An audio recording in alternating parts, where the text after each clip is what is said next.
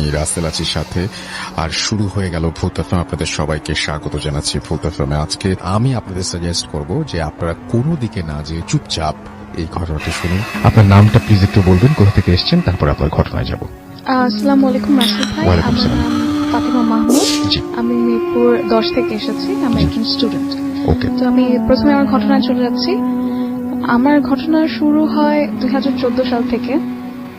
তো তার আগে তেমন কোনো সমস্যা হতো না আমার সাথে, কিন্তু 2014 পর থেকে এই সমস্যাগুলি শুরু হয়।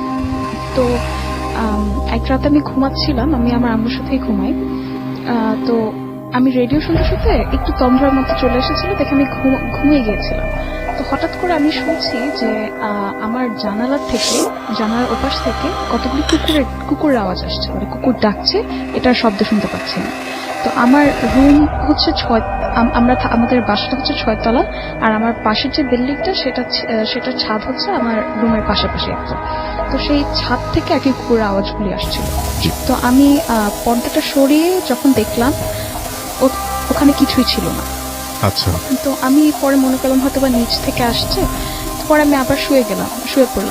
শুয়ে পড়ার পর কিছুক্ষণ পর আবার সেই ডাকগুলি শুনতে পেলাম। এই সময় এর ডাকগুলি এমন ভাবে আসছিল যে মনে হচ্ছে আমার জানালার সামনে ডাকছে, জানালা থেকে কাছাকাছি আছে। হ্যাঁ, কাছাকাছি ডাকছে। তো আমি পরে ভয় পেয়ে আমার মাকে ডাকলাম। পরে আমার মা ঘুমের ঘোরে উঠে আমাকে বকা দিয়ে যে তুমি হয়তো বেশি ভূতেতম শুনছো বা বেশি ভয় জিনিস দেখছো, দেখে এরকম হচ্ছে। তো আমিও সেটাই মনে করলাম যে আমি হ্যালুসিনেট করছি। এরপর আমি দুপুরে ঘুমিয়ে গেলাম। সেই রাতে আর তেমন কিছু হলো না। তারপরে আরেকটা ঘটনা হয়েছে, সেটা হচ্ছে যে আমি এরপর একটু ঘুমিয়ে গিয়েছিলাম। পরে একটা অনেক বিকট একটা চিৎকার শুনে আমার ঘুম ভেঙে গেল। তো চিৎকারটা হচ্ছে একটা মহিলার চিৎকার। আর আমার পাশের বাসার যে বিল্ডিংটা ছিল সেই বিল্ডিংটা পুরো একটা মেস ছিল। মেসে কোনো ফ্যামিলি থাকতো না, ওখানে শুধু ছেলেরাই থাকতো। তো সেখান থেকে একটা মহিলার চিৎকার আসছে। তো আমি মনে করেছি হয়তো বা পাশের বিল্ডিং থেকে কেউ কোনো সমস্যা হচ্ছে বা কি, জানালা থেকে দেখি কোনো বিল্ডিং এর রুম, কোনো ফ্ল্যাটের লাইট জ্বালানো ছিল না। তো পরে আমি একটু অবাক লাগলো। পরে আমি আবার শোয়ার পর এরপরে চিৎকারগুলি আমার বালিশ থেকে আসা শুরু করলো। মানে বালিশগুলি থেকে এমন ভাবে চিৎকার আসা শুরু করলো মনে হয় যেন আমি বেহুশ হয়ে যাবো। তো তারপর আমি আমার আম্মুকে ডাকলাম। আম্মুকে ডাকার পর আম্মু আবার বকা দিয়ে আমাকে ঘুম পাড়িয়ে দিল। তারপর হচ্ছে পরে আমি ঘুমিয়ে গেলাম কিংবা বেহুশ হয়ে গেলাম সেটা আমি ঠিক মতো বলতে পারবো না। এরপরে কয়েকদিন ঠিকভাবে গেল। তার 2 থেকে 3 দিন পরে আমি একদিন তাহাজ্জুদের নামাজ পড়ছিলাম এক রাতে। তো তখন 3:30 থেকে 3টা বাজে। তো নামাজ শেষ করে সালাম ফিরে আমি আমার রুমের দরজার বাইরে তাকালাম। দরজার বাইরে তাকানোর পর দেখি যে আমার আব্বুর রুম থেকে একটা ছায়া মূর্তি, কিন্তু তার মানে ওই ফিগারটা থেকে একদম আলো রেডিয়েট করছে, মানে লাইট ফিগার একটা। তো সেই মূর্তিটা সে আমার আব্বুর রুম থেকে বের হয়ে একটু ঘুরে রান্নাঘরে চলে গেল। তো আমি তখন এতই ভয় পেয়েছি যে সাথে সাথে উঠে দেখার সাহস আমার ছিল না। একটু পরে কেমন ছিল যদি বলতেন, মানে আপনি ফিগারটা একটা মানুষের ফিগার, মানে ছায়াটাই যদি মানুষের একটা ছায়া, একটা লোকের ছায়া যদি আগুন দিয়ে তৈরি হয় বা লাইট দিয়ে তৈরি হয়, যে ফিগারটা দেখাবে একদম পুরাই ওরকম। কোনো ফেস কিছু না, ফেস কিছু না, মাথায় চুল বা গায়ে কোনো পোশাক না, এরকম কোনো কিছু না, জাস্ট একটা ছায়া, এবং সেটা মনে হচ্ছে যে আগুন দিয়ে মানে রেডিয়েট করছিল, আলো রেডিয়েট করছে। তো ওটা ঘুরে রান্নাঘরের ভিতরে চলে গেল। তো আমি আবার অনেকক্ষণ পর সাহস জগিয়ে উঠে রান্নাঘরে যে দেখি ওখানে কিছুই ছিল না। আমি তাড়াতাড়ি এসে আবার শুয়ে পড়লাম আম্মুর কাছে। এরপরে আমি দোয়া টোয়া পরে ঘুমিয়ে পড়লাম। এরকম কিছু ছোট ছোট ঘটনা হতে লাগলো আস্তে আস্তে রাতে। যেমন আরেক রাতে আমি নামাজ পড়ে শুয়েছি। শোয়ার পর হঠাৎ করে চোখটা বন্ধ করার পর চোখে হঠাৎ করে টের পেলাম যে আমার রুমে লাইটের ফ্লিকার হচ্ছে, মানে একটা ফ্ল্যাশ আসলো লাইট। তো পরে আমি চোখ খুলে দেখলাম কিছু নেই। অনেক সময় হয় যে লাইট অফ করলে ভোল্টেজের কারণে লাইট ফ্লিকার করে। তো আমি সেটা মনে করে তাকিয়েছিলাম যে আরেকবার দেখার জন্য। তখন দেখি আমার ডাইনিং হল থেকে একটা অনেক বড় একটা লাইটের ফ্ল্যাশ আসলো। আমার ডাইনিং হলের যে এখানে লাইটটা লাগানো ছিল, যে টিউব লাইটটা লাগানো ছিল, তার অপোজিট সাইড থেকে ফ্ল্যাশ এসেছে, টিউব লাইট থেকে না, থাকলে আমি দেখতে পারতাম। তো আমি আম্মুকে ডাকলাম, আম্মুকে বললাম যে আম্মু ডাইনিং থেকে এরকম ফ্ল্যাশ আসছে লাইটের। তো আম্মু বললো যে হয়তো বা বাইরে থেকে কেউ টর্চ মারছে বা দারোয়ান টর্চ মেরে দেখতে কোন চোর টোর এসেছে কিনা। তো আমি সেটা মানলাম, মেনে শুলাম। একটু কিছুক্ষণ পরে আমার মনে হলো কি যে আমাদের ডাইনিং হলে কোনো জানালা নেই, তো টর্চ মারলেও সেই আলো ডাইনিং হলে আসার কোনো কথাই নেই। তো আবার আমি জিনিস, তখন আম্মু সজাগ হয়ে গেল। তো এরপরে আরো 2বার ফ্ল্যাশ হলো, সেটা আম্মুও দেখলো, আমিও দেখলাম। দেখার পর আম্মু আমাকে একটু মানে নিজে একটু ভয় পেয়ে গিয়েছিল, পরে আমাকে আশ্বস্ত করার জন্য বললো যে তেমন কিছু না, হয়তো তুমি ঘুমিয়ে পড়ো, দোয়া পরে ঘুমিয়ে পড়ো। পরে ওই রাতে ঘুমানোর খুব চেষ্টা করার পরও ফজরের আজান পরে নামাজ পড়ে তারপর ঘুমাতে পারলাম আর কি। এরপরে তেমন কোনো ঘটনা হয়নি, কিন্তু আমি রাতে আর ঘুমাইনি। রাতে মানে এরপরে এক রাতে আমি ঘুমাতে পারতাম না। রাতে করতাম হচ্ছে আমি পাগলের মতো হয়ে গেলাম, মানে আমি সারা রাত হচ্ছে এক একজনের ঘরে এক একজনের বিছানার পাশে যে দাঁড়িয়ে থাকতাম, তাদেরকে দেখতাম তারা কি করছে, তারপর একা একা খেলতাম, মানে এমন ভাবে খেলতাম মনে হচ্ছে যে বাসায় অনেক মানুষ এসেছে, আমি তাদেরকে খাবার সার্ভ করছি, তাদের সাথে হাসছি। তো মানে আমার মনে হতো ডিপ ডাউন সাইড, আমি মনে করতাম যে that is not me, something has taken over me, কিন্তু আমি কিছু করতে পারতাম না। এরকম করতে করতে কাউকে বলতামও না, যে বললে পরে আম্মু আমার মানে সবকিছু বন্ধ করে দিবে, যে ভূত এফএম শোনা বন্ধ করে দিবে। তো বলতাম না। পরে আমি নিজেই ঠিক করলাম যে না, ঠিক আছে, এরপরে প্রত্যেক রাতে ঘুমানোর আগে দোয়া পড়ে ঘুমাবো আর আম্মুর সাথে শুবো। তো এরকম করে মানে তেমন কিছু হলো না, আমি উঠলাম না, 2-1বার হয়তো বা উঠে ওরকম পড়তাম। তো এক রাতে আমি আম্মুর সাথে শুয়েছি, এরপর কারেন্ট চলে যাওয়ার পর চার্জার লাইটটা জ্বালিয়ে আমার আব্বু হচ্ছে ডাইনিং হলে রেখে দেয়, যাতে পুরো ঘরে আলোটা একটু হলেও ছড়িয়ে যায়। তো সবাই ঘুম। রাত 1:30টার দিকে আমি একটু চোখটা মানে তন্দ্রের মতো এসেছে দেখে মানে অর্ধেক ঘুম অর্ধেক সজাগ এরকম একটা সিচুয়েশনে হঠাৎ করে একটা শব্দে আমি চোখ খুলে দেখি আমার পায়ের সামনে একজন মহিলা দাঁড়িয়ে আছে। বলে রাখি যে আমাদের বাসায় আমি আর আমার মা বাবা, অন্য কোনো মহিলা নেই, আমাদের কোনো মানে সার্ভ মেইডও নেই। তো যখন দেখলাম যে চোখ খুলে আমার পায়ের সামনে একজন মহিলা দাঁড়িয়ে আছে, তাও মহিলাটা হচ্ছে মানে শি ইজ নাথিং নর্মাল। তার ড্রেস আপ ছিল একদম একটা গাউন, বড় একটা কালো গাউন, তার চুলগুলি ছিল অনেক ঝাঁকড়া কার্লি, মানে দেখে মনে হচ্ছে যে বাতাসে উঠছে। আর তার পুরা কোনো ফেসের কিছু ছিল না, জাস্ট মুখের এখানে বড় একটা হলও ছিল, আর চোখ দুটি ছিল রেড কালার, মানে জ্বলছিল আর কি। তো আমি ফার্স্টে যেটা আমার মনে হয়েছে সেটা হচ্ছে হয়তো আমি হ্যালুসিনেট করছি, আমি স্লিপ প্যারালাইসিস হয়েছে, আমি হ্যালুসিনেট করছি। কিন্তু পরে যখন আমি তার প্রত্যেকটা ডিটেইল খেয়াল করলাম আর সে যে আমার দিকে তাকিয়ে আছে সেটা যখন খেয়াল করলাম, তখন আস্তে আস্তে বুঝতে পারলাম যে না, এটা হ্যালুসিনেশন না, স্লিপ প্যারালাইসিসটা। তো পরে আমি অনেক মানে কষ্ট করে আমার মাকে ডাকলাম, কারণ আমার হাত পা সব ফ্রিজ হয়ে গিয়েছিল ওই টাইমে। আমি আমার মাকে ডাকার পর আমার মা আমাকে মানে বকা দিল। বকা দেওয়ার পরে বললো যে ঠিক আছে তুমি ঘুম, আমি দোয়া পড়ে দিচ্ছি। তারপরে আমার মশারি টানানো ছিল, কিন্তু কিভাবে আমার বালিশটা নিচে পড়ে গেছিল আমি জানি না। তো আমি বালিশটা উঠে যখন আমার বালিশে মাথাটা রাখলাম, তখন সেই বালিশের ভিতর থেকেই চিৎকার আসা শুরু করলো। বালিশের ভেতর থেকে? হ্যাঁ, বালিশের ভেতর থেকে। চিৎকারটা এরকম যেমন মুভিতে যে হেল বা জাহান্নামের যে রিপ্রেজেন্টেশন যেরকম দেখায়, অনেক চিৎকার আসে, মানে কান্নাকাটি বিভৎস ধরনের চিৎকারগুলি, সেই সেম চিৎকার বালিশের ভিতর থেকে আসছে।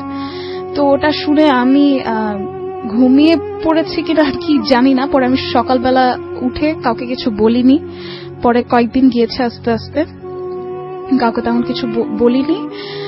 তারপর আম্মুকে একদিন বললাম, পরে আম্মু তারপরও আবার উড়িয়ে দিয়েছে যে এসব কিছু না, ভয়ের জিনিস দেখো, বেশি সিরিয়াস কিছু না।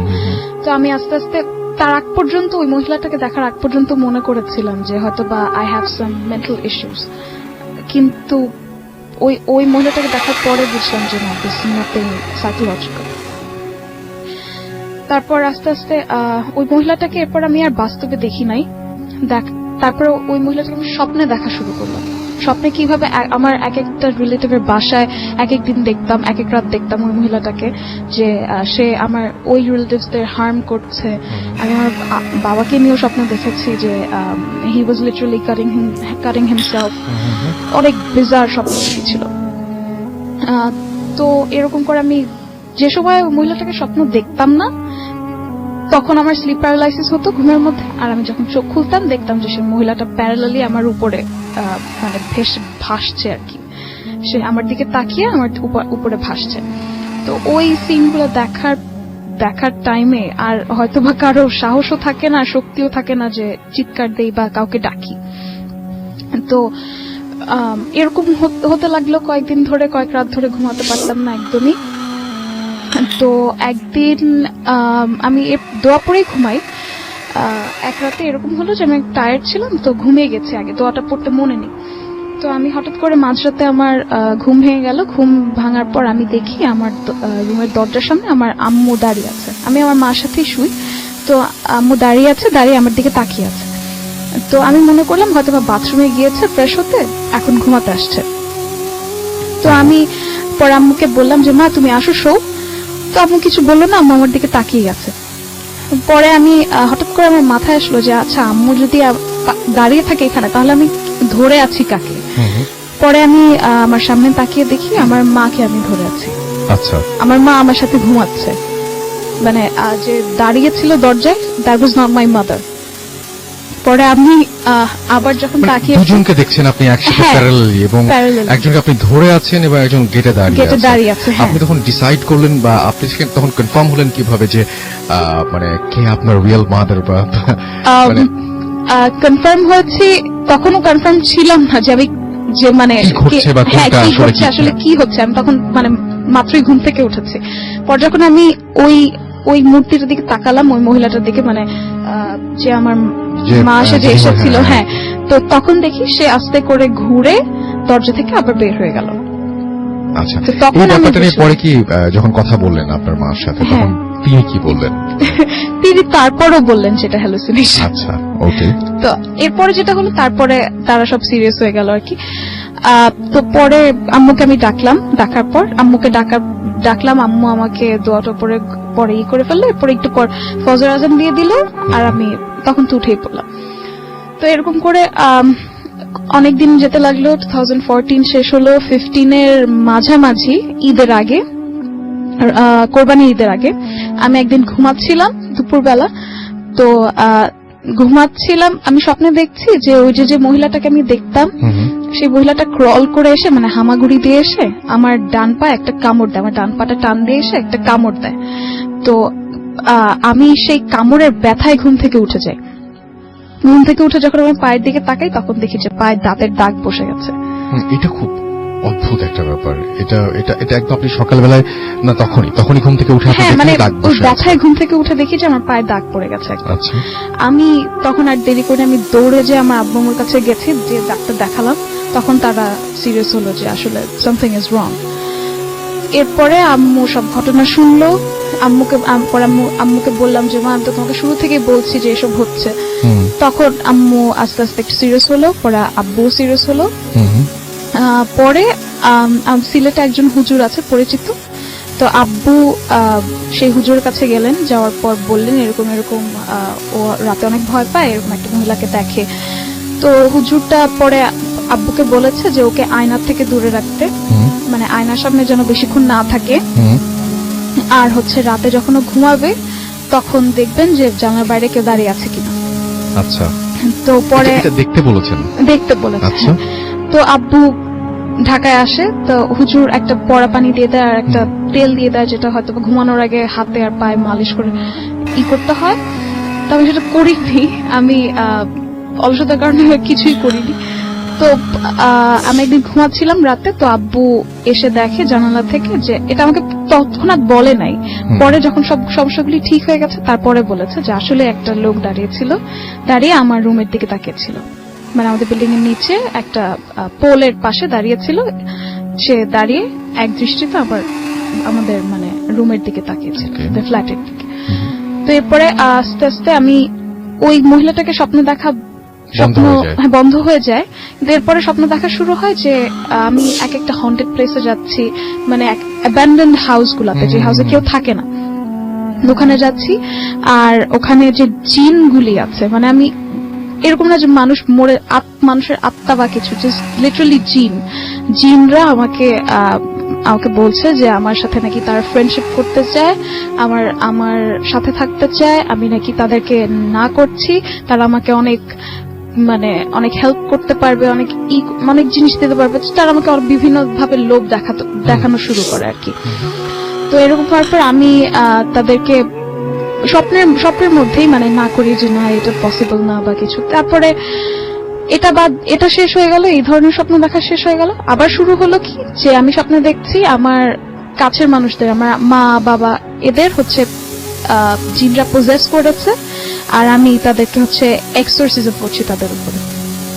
এক্সোরসিজম গুলি এত স্ট্রং হয় স্বপ্নে যে আমি ওটার যে ওই পাওয়ারটা ফিল করতে পারি স্বপ্নের ভিতরে। হ্যাঁ, ওই এক্সোরসিজমের যে পাওয়ারটা, মানে যে ডিমনটাকে যে আমি পুল আউট করছি ওই মানুষটার ভিতর থেকে, সেই মানে ফিলিংটা আমি পাই স্বপ্নের ভিতরে। আর ঘুম থেকে উঠে মানে আমার গুজ বাম্পস হয়, বা যতবার চিন্তা করে এখনো হচ্ছে গুজ বাম্পস।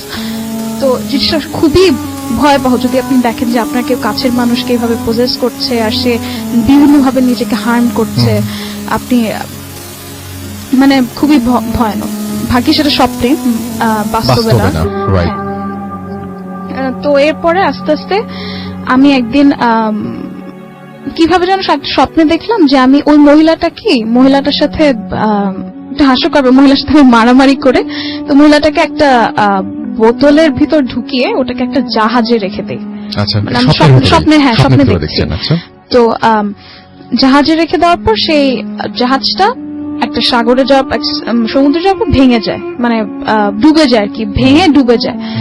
তো এরপর আমি তারপর দেখি যে স্বপ্নে মহিলাটা আমাকে বলছে যে এটা কিন্তু শেষ না, আমি আবার আসবো। এই বলার পর আস্তে আস্তে সব ঠিক হয়ে যায়। আমি এখন পর্যন্ত আল্লাহর রহমতে মহিলাটাকে স্বপ্নে দেখি না। কতদিন ধরে দেখেন না তাও?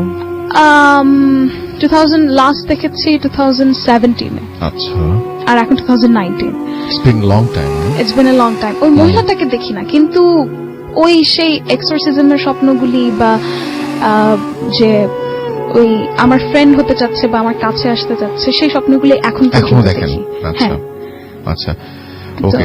এই ছিল আমার ঘটনা। এবং আপনি স্বপ্নগুলো দেখার পরে যখন ঘুম ভাঙে তখন কি একটু অন্যরকম ফিল করেন? যে মানে আমার মানে প্রায় সময় আমার কাঁদতে কাঁদতে ঘুম ভাঙে, মানে আমি কান্না করতে করতে আমার স্ট্রেসটা থাকে, স্ট্রেসটা থাকে। সারাটা দিন আমার মানে মাটি হয়ে যায়, আমি সারাদিন ওই ব্যাপারেই চিন্তা করতে থাকি। এটা খুব রেগুলার হয় নাকি?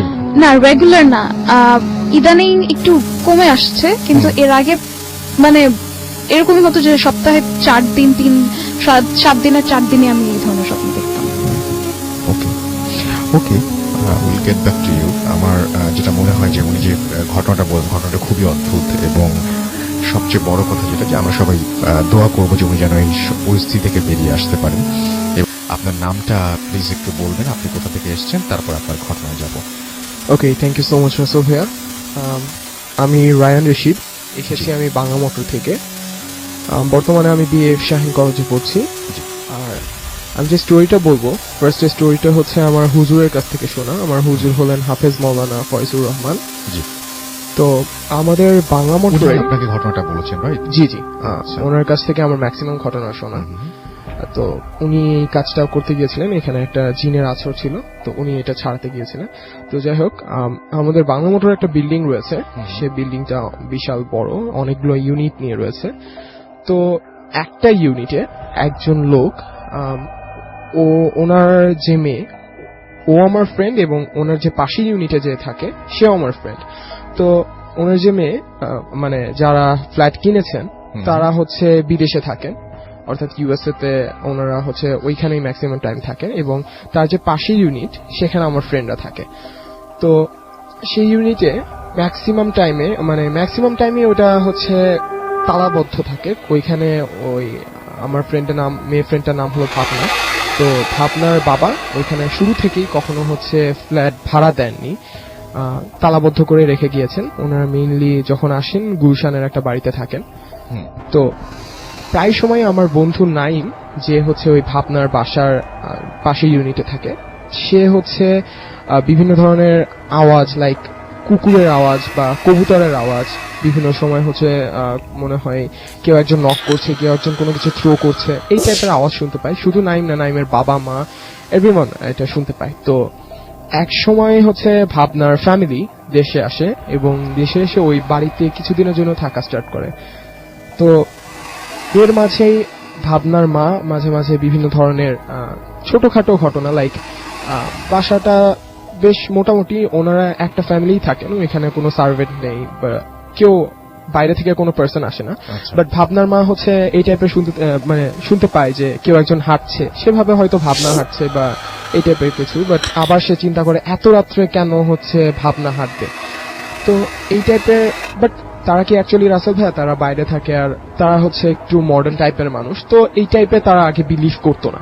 আচ্ছা, হঠাৎ করে একদিন রাতের বেলায় ভাবনা হচ্ছে তাদের বেলকুনিতে যায়, বেলকুনিতে তাদের কাপড় চোপড় নেড়ে দেওয়া ছিল।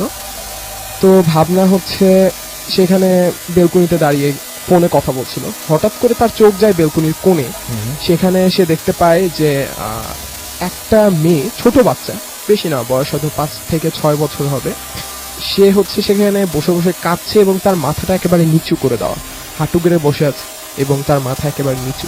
তো ভাবনা হঠাৎ করে ভাবে কি ব্যাপার, মা কি আবার কোনো নতুন সার্ভেন্ট আনলো নাকি, আর আনলেও তো আমার দেখার কথা, আর ও আনলেও কাঁদবে কেন বসে বসে। তো ভাবনা হচ্ছে একটু তার খারাপ লাগে এবং সে কাছে যায়, কাছে যেয়ে তার কাঁধে হাত দিতেই সে হচ্ছে মাথাটা উঁচু করে এবং ভাবনা ওইখানে সেন্সলেস হয়ে পড়ে। এরপর এর সেন্সলেস হওয়ার আগে ও চিৎকার করে ওঠে একবার। তো চিৎকার করে যখন ওঠে তখন তার মা বাবা আসে, তখন হচ্ছে যখন তার সেন্স ফেরে সে তখন বলতে থাকে যে এরকম একজন হচ্ছে এরকম কাঁদছিল, তার কাঁধে যখনই আমি হাত দিই সে উপরের দিকে তাকায়, তার মুখটা ছিল খুবই বিভৎস, মুখটা হয়তো পুড়ে গেছে বা এই টাইপের সামথিং, এবং সে হয়তো কিছু একটা চাবাচ্ছিল বা এই টাইপের সামথিং, তার দাঁতে রক্ত লেগেছিল এবং এই জিনিসটা আমি সহ্য করতে পারি না, আমি ওইখানেই সেন্সলেস হয়ে পড়ি। এরপরে ভাইয়া আরেকটা জিনিস, সে বেলকনিতে যে বলেছিলাম যে কাপড় নেড়ে দেওয়া রয়েছে, কাপড়টা একেবারে অ্যাকুরেট একটা সার্কেল শেপে চলে আসে, লাইক একেবারেই গোল। তো এরপরে হচ্ছে ভাবনার মা বাবা ব্যাপারটাকে সিরিয়াসলি নেয় যে অ্যাকচুয়ালি এই টাইপের ব্যাপার তো হওয়ার কথা না। তখন হচ্ছে আমার এই হাফেজ ফয়জুর রহমান হুজুরকে ওনারা হচ্ছে ডাকেন এবং ডাকার পরে হুজুর যখন ঢোকেন ঘরে, ঢুকতেই ওনার পায়ে যখনই পা ঢুকলেন তখনই হচ্ছে ওনার পায়ে মনে হয় রক্ত লেগে আছে বা এই টাইপের সামথিং উনি দেখতে পান। এটা শুধু উনি না, ওনার ওই ভাবনার ফ্যামিলির যারা ছিল সবাই দেখতে পায়।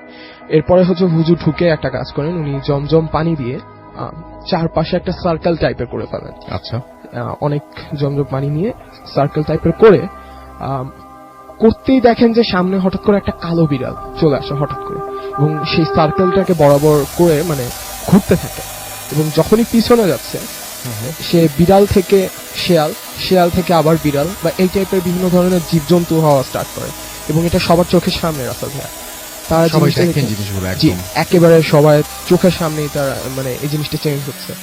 এই জিনিসটা দেখে সবাই বুঝতে পারে না আসলে এই বাড়িতে কিছু একটা আছে। তো তারপরে হচ্ছে হুজুর করেন কি, ওই প্রাণীটার গায়ে হচ্ছে একটু জমজম পানি ছিটিয়ে দেন, এর সাথে সাথে ওইটা চোখের সামনেই আবার গায়েব হয়ে যায়। তো এরপরে হুজুর সবাইকে বলেন যে আসলেই দেখেন আপনার বাড়িতে কিছু একটা আছে, তো বাড়িটাকে বন্ধ করতে হবে। এর জন্য করে কি তারা হুজুর আরো কয়েকজন আলেমকে ডাকেন, আলেমকে ডাকার পরে সেখানে আরো কোরআন তেলাওয়াত এক্সেট্রা এক্সট্রা অনেক কিছু করেন, করে সেই বাড়িতে যে কটা পিলার রয়েছে সেই পিলারের এক একটা অনুযায়ী এক একটা হচ্ছে পেরেক নেন এবং তাবিজ টাইপের কিছু একটা নেন, নিয়ে হচ্ছে আপনার সেগুলোতে সুরা টুরা ফু দিয়ে বাড়িটাকে বন্ধ করে দেন এবং পেরেক গুলা এক একটা পিলারে মেরে দেন। এরপর ভাইয়া অনেক দোয়া দুরুদ করে। এখন হচ্ছে আপনারা ইউএসএ তেই আছেন, বাট তাদের বাড়িতে প্রত্যেক মাসেই যাওয়া হয় এবং যে হুজুর আগরবাতি জ্বালাতে বলেন এই বিভিন্ন ধরনের কাজগুলো করা হয়। তবে ভাইয়া আমি আপনাকে আগেও প্রশ্নটা করেছিলাম, আপনি কি মনে করেন ভাইয়া এই কাজগুলো কি কোনো আত্মারা করছে নাকি সে বাড়িতে কোনো জিন আছে? আচ্ছা, এটা মানে আমার কাছে মনে হয় যেটা হচ্ছে এক্সপার্টদের কাছে জিজ্ঞেস করাটা বেটার হবে, আমি এটাতে কোনো কমেন্ট করতে চাই না। আচ্ছা আচ্ছা। ওকে, তো থ্যাংক ইউ ভেরি মাচ, আপনার ঘটনার জন্য আপনাকে অনেক ধন্যবাদ। আমি আসবো, আপনার নামটা প্লিজ আরো একবার বলবেন, তারপর আপনার ঘটনায় যাবো আমরা। আচ্ছা, আমার নাম হচ্ছে ফাতিমা মাহমুদ। জি। আমি মিরপুর 10 থেকে এসেছি। জি আমি আমার দ্বিতীয় ঘটনায় চলে যাচ্ছি। প্লিজ। আচ্ছা, দ্বিতীয় ঘটনাটা হচ্ছে সেটা আমার সাথেই ঘটা। সেটা হচ্ছে 2016 সালে। 16 সালে আমি আমার কলেজ থেকে, আমি বিএফ শাহীন কলেজে পড়তাম, তো সেখান থেকে আমাকে বিএনসিসি তে ক্যাম্প করতে নিয়ে যাওয়া হয়। আচ্ছা। সেটা হচ্ছে কুর্মিটোলা শাহীনে ক্যাম্প করতে নিয়ে যাওয়া হয়। তো সেটা 10 দিনের জন্য ছিল ক্যাম্পটা। তো আমরা ফার্স্টে সেটেল হতে একদিন লেগে গেল। মানে মেয়েদেরকে একটা কলেজ বিল্ডিং দেওয়া হয়েছিল, সেই কলেজ বিল্ডিংটা পুরাটাই মেয়েদেরকে দেওয়া হয়েছিল, সেখানে হচ্ছে মেয়েরা থাকবে, করবে।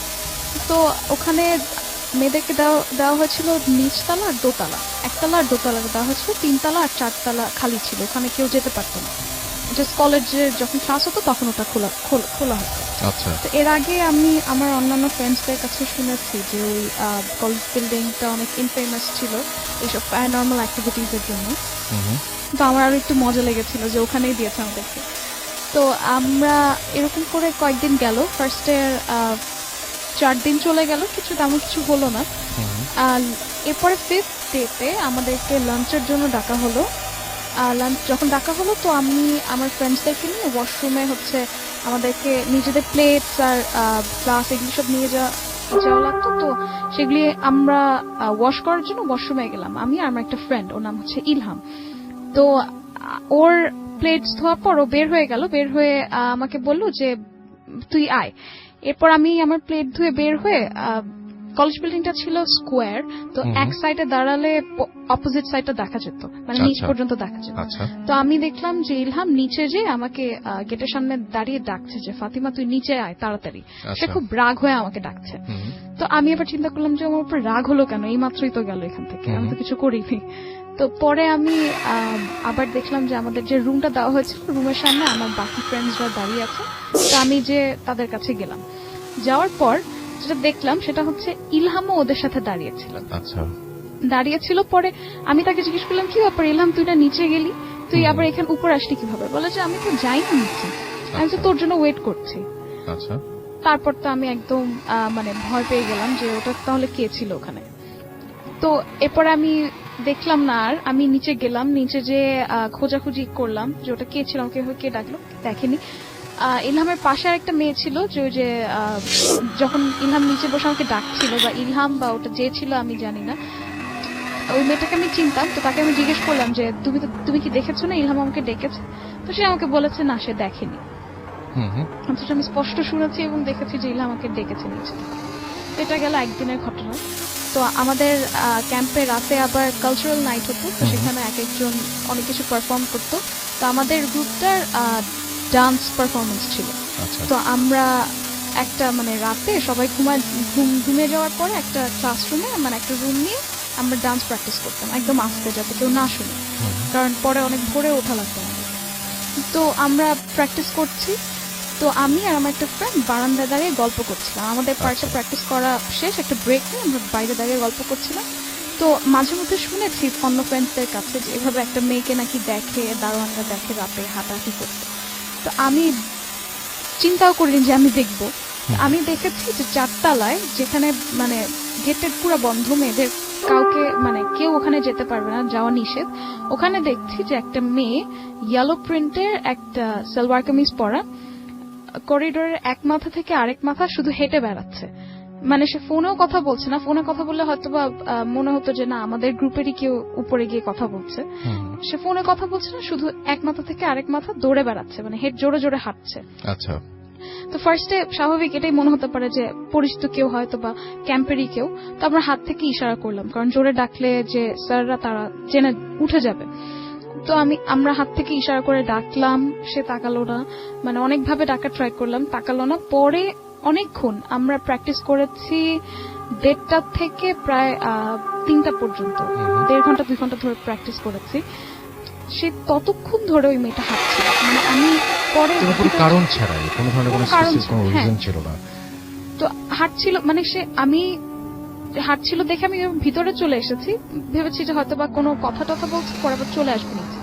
পরে আবার যখন প্র্যাকটিস শেষ করে বের হয়ে আবার তাকালাম, যখন দেখলাম যে তখনও হাঁটছে, যারা ছিলাম ওখানে সবাই দেখেছে যে তখনও হাঁটছে, তখন জিনিসটা আসলে সহজভাবে নেওয়ার প্রশ্নই আসে না। পরে আমরা দুজন ফ্রেন্ড যে নিচে গেলাম, নিচে যাওয়ার পর আমাদের যে স্যাররা ছিলেন, তো তাদেরকে আমরা বললাম যে, একজনকে বললাম যে স্যার এভাবে 4 তলা একটা মেয়ে হাঁটছে, 1.5 ঘন্টা ধরে আমরা দেখলাম সে হাঁটছে। তো সে বল কি চলো ঠিক আছে, টর্চ নিয়ে গেল উপরে। আমি আর আমার একটা ফ্রেন্ড ছিলাম। তো উপরে যে দেখি যে সিঁড়ি থেকে ওঠার পর যে গেটটা থাকে, যে গেটটা ক্রস করে সবাই ঢুকে, সেই গেটটা বন্ধ, আর ভিতরে যাওয়ার কোনো ওয়েই নেই, সেই গেটটাতে তালা দেওয়া, আর বাইরে থেকে কোনো দরজাও নেই। তো ভিতরে কেউই ছিল না। অথচ আমি আমার যে 4 জন ফ্রেন্ড ছিলাম সে সবাই দেখেছি মেয়েটাকে, আমরা দেখেছি মেয়েটাকে, কিন্তু মেয়েটা সাড়া দেয়নি। এটা হলো আরেক রাতের ঘটনা। এরপরে আমি আর তেমন কিছু হয়নি, কিন্তু প্রায় সময় আমি একটা লোককে দেখতাম, সে মেয়েদেরকে একটা রুম দিয়েছিল নামাজ পড়ার জন্য। তো ওখানে প্রায় নামাজ পড়তে সবাই যে, তো আমি ওটা ক্রস করে ওয়াশরুমে যেতে হতো। তো আমি যতবার ওয়াশরুমে যেতাম প্রায় সময় দেখতাম ওখানে একটা লোক নামাজ পড়ছে।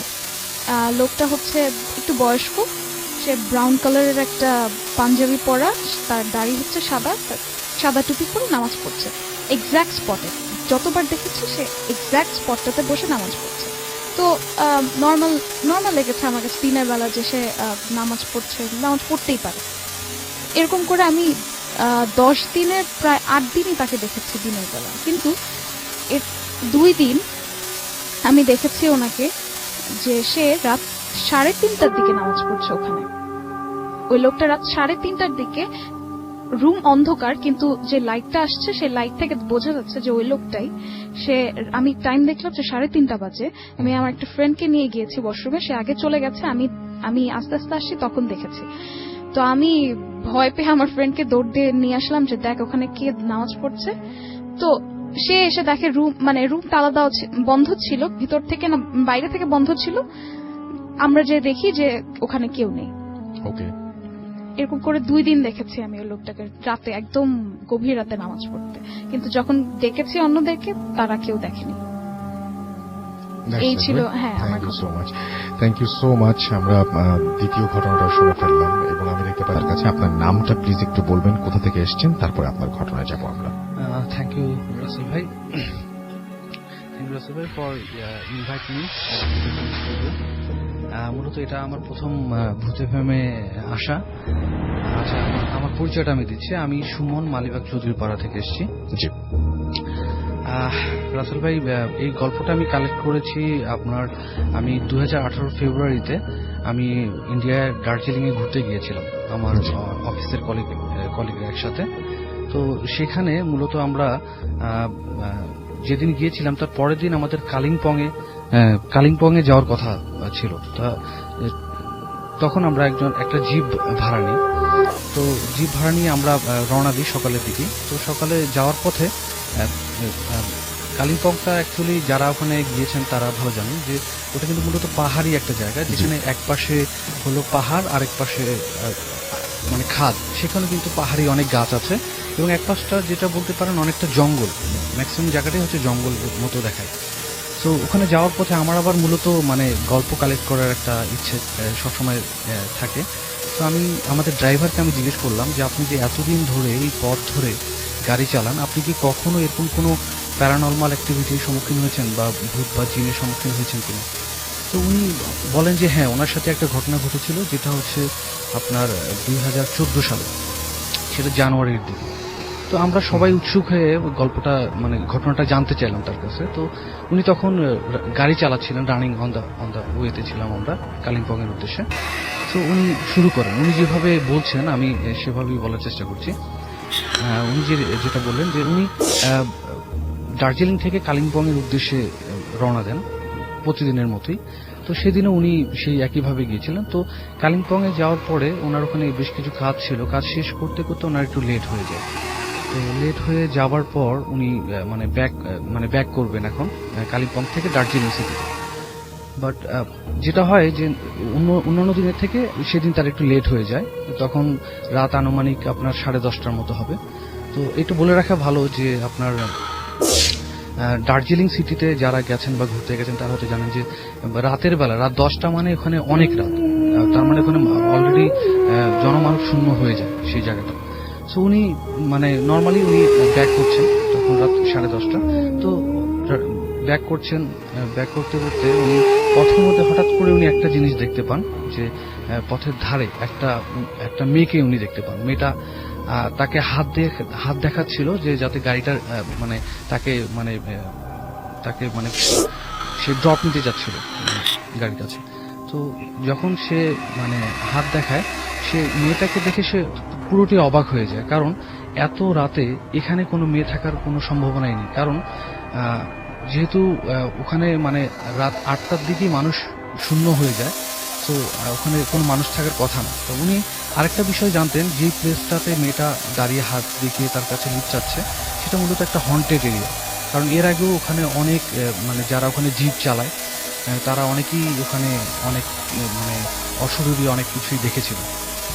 তো উনি এটা মনে করে উনি আর গাড়ি থামানোর কথা মানে ভাবেনি। উনি সঙ্গে সঙ্গেই সেই জায়গাটি যত দ্রুত সম্ভব ওখানে অতিক্রম করার চেষ্টা করে।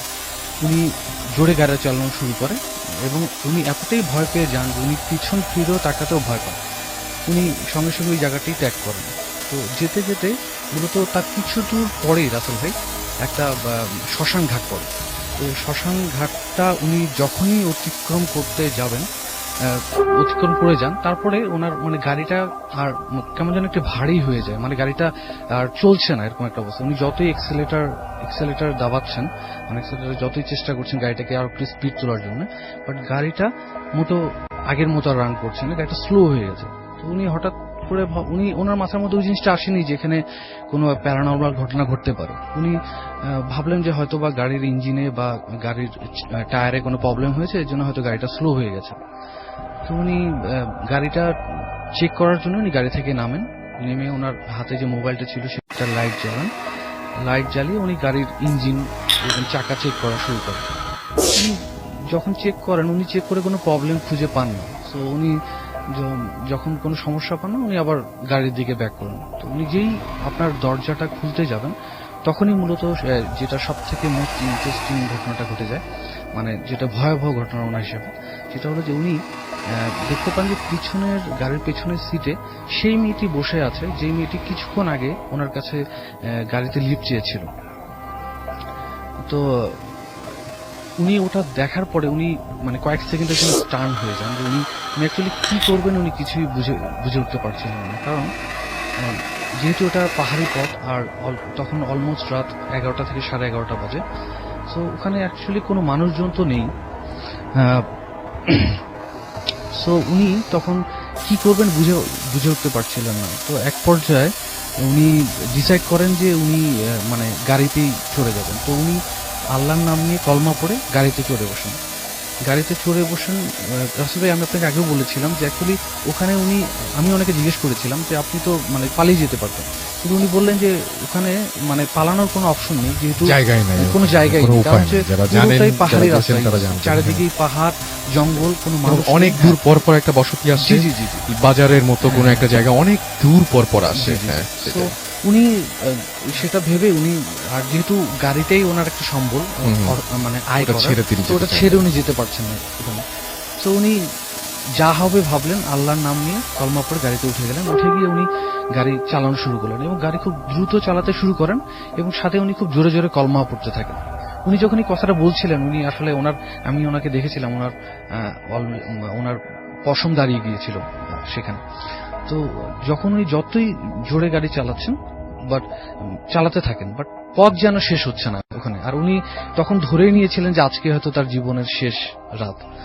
সো উনি যখন যেতে থাকেন, যেতে যেতে হঠাৎ করে ওনার মনে হয় যে উনি একটু মানে পিছনটা দেখতে চাচ্ছেন যে এখনো সেই অশরীরীটা আছে কিনা। তো উনি রিয়ার ভিউ মিররে উনি দেখার চেষ্টা করেন, দেখেন যে মেয়েটা ওখানে এখনো বসে আছে। ইভেন তার ঠিক কয়েক সেকেন্ড পর যে মেয়েটা বসেছিল সেখানে, সে মেয়েটা বাতাসের মতো তার পাশে সিটে এসে বসে। আমি একটা কথা বলতে ভুলে গেছি রাসেল ভাই, মেয়েটা অ্যাকচুয়ালি দেখতে মানে উনি যেটা বলেছিলেন অবয়বটি মেয়েটার, সেটা মেয়েটা দেখতে ছিল আপনার সাদা একটা শাড়ি পরার মতো, পা দেখা যাচ্ছিল না। আর মেয়েটার বয়স হবে আনুমানিক 20 কি 21 বছর। আপনি বলছেন একটু ভাসমান, মানে অনেকটা ট্রান্সপারেন্ট টাইপের, মানে কোনো স্থির না, আর খুব দ্রুত মুভ করছিল ওনার কথা মতো। উনি যখন মেয়েটা সেই মানে কয়েক সেকেন্ডের মধ্যে পাশের সিটে এসে বসে, উনি দেখার পর উনি আরো ঘাবড়িয়ে যান, মানে উনি আরো ভয়ে কি করবেন বুঝতে পারছেন না। উনি যত দ্রুত পারেন গাড়ি চালানো শুরু করেন এবং আরো জোরে কলমা পড়া শুরু করেন। সব থেকে ইন্টারেস্টিং বিষয় হচ্ছে আসলে আমরা তখন শুনেও ভয় পেয়ে গিয়েছিলাম যে মেয়েটা সাডেনলি তার মাথা তার কাঁধে দিয়ে দেয়। মানে এটা ছিল খুবই হরর একটা মানে বিষয়টা। তো উনি যখন দেয় উনি মানে ভাবতেও পারছেন না যে এরকম একটা ঘটনা ওনার সাথে এই মুহূর্তে ঘটছে। উনি গাড়ি আরো জোরে চালানো শুরু করেন এবং আরো জোরে কলমা পড়া শুরু করেন এবং চালাতে থাকেন গাড়ি। সে সময় তার যেটা মনে হচ্ছিল যে পথ যেন শেষ হচ্ছে না, মানে সে চাচ্ছে যে সামনে যদি কোনো একজনের সাক্ষাৎ পাওয়া যায় তাহলে উনি নিজেকে একটু সেভ করতে পারবেন। বাট আল্লাহর রহমতে যেটা হয় যে উনি যেতে একটা সামনে বাজার পড়ে, তো বাজারে ফরচুনেটলি দুটো লোককে উনি দেখতে পান যারা হাত দেখিয়ে ওনাকে লিফট নিচ্ছেন। মূলত দার্জিলিং এ যারা গিয়েছে তারা জানে যে ওখানে দেখা যায় পথে পথে মানুষ হাত দেখিয়ে মানে গাড়ির লিফট নেয়, নিয়ে ওরা নিজস্ব গন্তব্যে যেতে চায় আর কি। তো পরে যখন তারা যখন দুজনকে দেখলেন তখন তার সাহসটা ফিরে আসলো। ইভেন মানে সে অনেক মানে কি বলবো, তার জানে পানি চলে আসছে যদি বাংলা ভাষায় কথা বলি। তো তখন সে মানে সেই লোকগুলোকে মানে জানতে চাইলো তারা কোথায় যাবে। তারা বললো যে আমরা একটু সামনেই যাব। তখন তাদের যে লাগেজ গুলো ছিল সেগুলো গাড়িতে উঠিয়ে তাদেরকে নিয়ে উঠলো। কিন্তু এই পর্যায়ে একটা কথা রাসেল ভাই, যে উনি সেই কথাটা ওনাদের সাথে প্যাসেঞ্জারের সাথে কিন্তু শেয়ার করেননি। হ্যাঁ, সেটা এক পর্যায়ে উনি গাড়িতে ওঠানোর পর ওদের সাথে গল্পে মেতে ওঠেন। তো গল্পে মেতে ওঠার পর উনি কিন্তু ওই বিষয়টা ভুলে যান, ওই যেই মানে অশরীরী যেটা ওনার গাড়িতে এসেছিলেন। উনি ওনাদের সাথে গল্প করতে করতে উনি চলতে থাকেন। চলার এক পর্যায়ে দেখা যায় যে সেই প্যাসেঞ্জারগুলো তাদের গন্তব্যে চলে আসে এবং তখন তারা সে ওনাকে ওখানে নামিয়ে দেওয়ার পরে তো ওনাদের লাগেজগুলো ছিল সেগুলো তিনি ওনাদেরকে বুঝিয়ে দেন। বুঝিয়ে দিয়ে উনি আবার গাড়িতে চলে আসেন, আবার ড্রাইভ করতে শুরু করেন। ততক্ষণ উনি কিন্তু পুরোটাই ভুলে গেছেন, উনি আর ওই বিষয়টি তার মাথায় নেই। তো চলতে চলতে হঠাৎ করে তার কি যেন মনে হয়, সে আবার সেই রিয়ার ভিউ মিররের দিকে আবার উনি দেখেন। দেখার পরে যেটা তিনি তখন অবাক হয়ে যান যে সেই অশরীরী আত্মাটি এখনো সেই ব্যাক সিটে বসে আছে। বসে যাওয়ার পর ঠিক সে আবার কলমা পড়া শুরু করে এবং আবার জোরে গাড়ি চালানো শুরু করে। মূলত এখন উনি কিন্তু ওনার বাসার উদ্দেশ্যেই যাচ্ছেন, দার্জিলিং এ ওনার বাসা। তো যখন মানে আবার কলমা পড়তে থাকেন, সে পর্যায়ে ঠিক আগের মুহূর্তে যেটা হয়েছিল যে সেই আত্মাটি আবার একইভাবে বাতাসের বেগে ঠিক ওনার পাশের সিটে চলে আসেন। আসার পরে উনি সেটা দেখে আরো ভীতু হয়ে যান। তো পরবর্তীতে যেটা হয়, কিছুক্ষণ পরে মেয়েটা উনি যেটা বললেন আমাকে, যে ঠিক ওনার কাছে এসে মানে পুরো বাতাসের মতো আত্মাটি মিশে যায়। পরে তারপর উনি কলমা পড়া বন্ধ করেন না। উনি পড়তে পড়তে ঠিক অনেক কিছু দূর যাওয়ার পরে তার মানে বাসায় উনি ফিরে চলে আসেন। বাসায় আসার পরে উনি বিষয়টা মূলত কাউকে শেয়ার করেন না। বাসায় উনি ঢুকেই প্রথমে যেটা করেন, ওনার একটা ছোট বাচ্চা ছিল, উনি ছোট বাচ্চাটার কাছে প্রথমে যান, গিয়ে তাকে আদর করতে চান। তো বাচ্চাটা মূলত তাকে দেখার পর থেকে মানে কাঁদতে থাকে। তো উনি ভেবেছেন এটা নর্মাল, বাট সে তাকে দেখার পরে মানে কাঁদা আর বন্ধ হয় না। তো উনি এক পর্যায়ে তার ওয়াইফ তার কাছে এসে বলে, যেহেতু তুমি বাইরে থেকে আসছো, তুমি একটু হাত মুখ ধুয়ে না, আমি তোমাকে খাবার দিচ্ছি। তখন রাত বেশ আনুমানিক 12টা বেজে গেছে। তো উনি যথারীতি ওনার রুমে যান, মানে ফ্রেশ হয়ে রুমে চলে যান। রুমে চলে যাওয়ার পরে ওনার ওয়াইফ ওনাকে খাবার এনে দেন।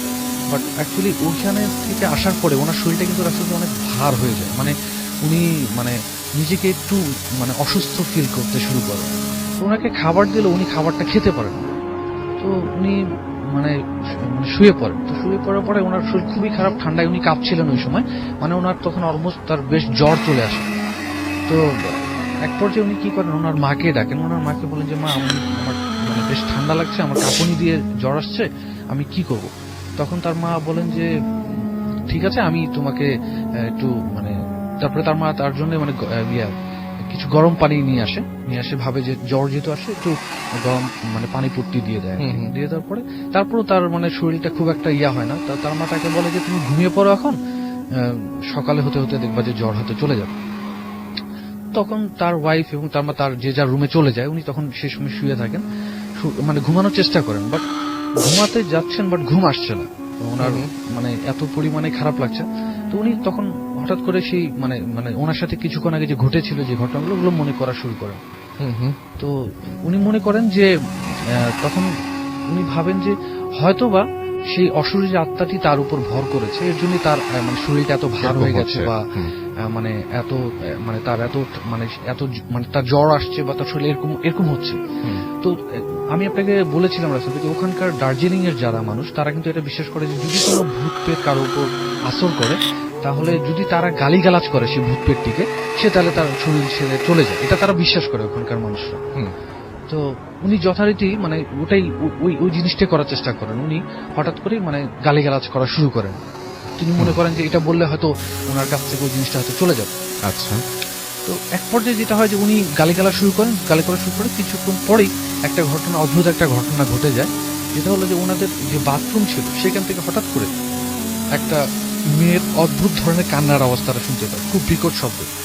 এই শব্দটা শুধু উনি না, ওনার বাসার সবাই শুনতে পান। তো সবাই যে যার রুম থেকে চলে আসে, দৌড়ে চলে আসে।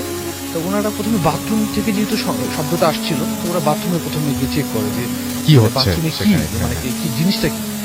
ওনারা বাথরুম খুলে দেখে যে বাথরুমে মানে কেউ নেই। ওনারা তারপরে ওনার ওয়াইফ, ওনার মা, ওনার ছেলের রুমে যান। রুমে গিয়ে দেখে যে ছেলে ওই সময় কিন্তু সে সেন্সলেস হয়ে গেছে, মানে সে শুয়ে আছে মেঝেতে।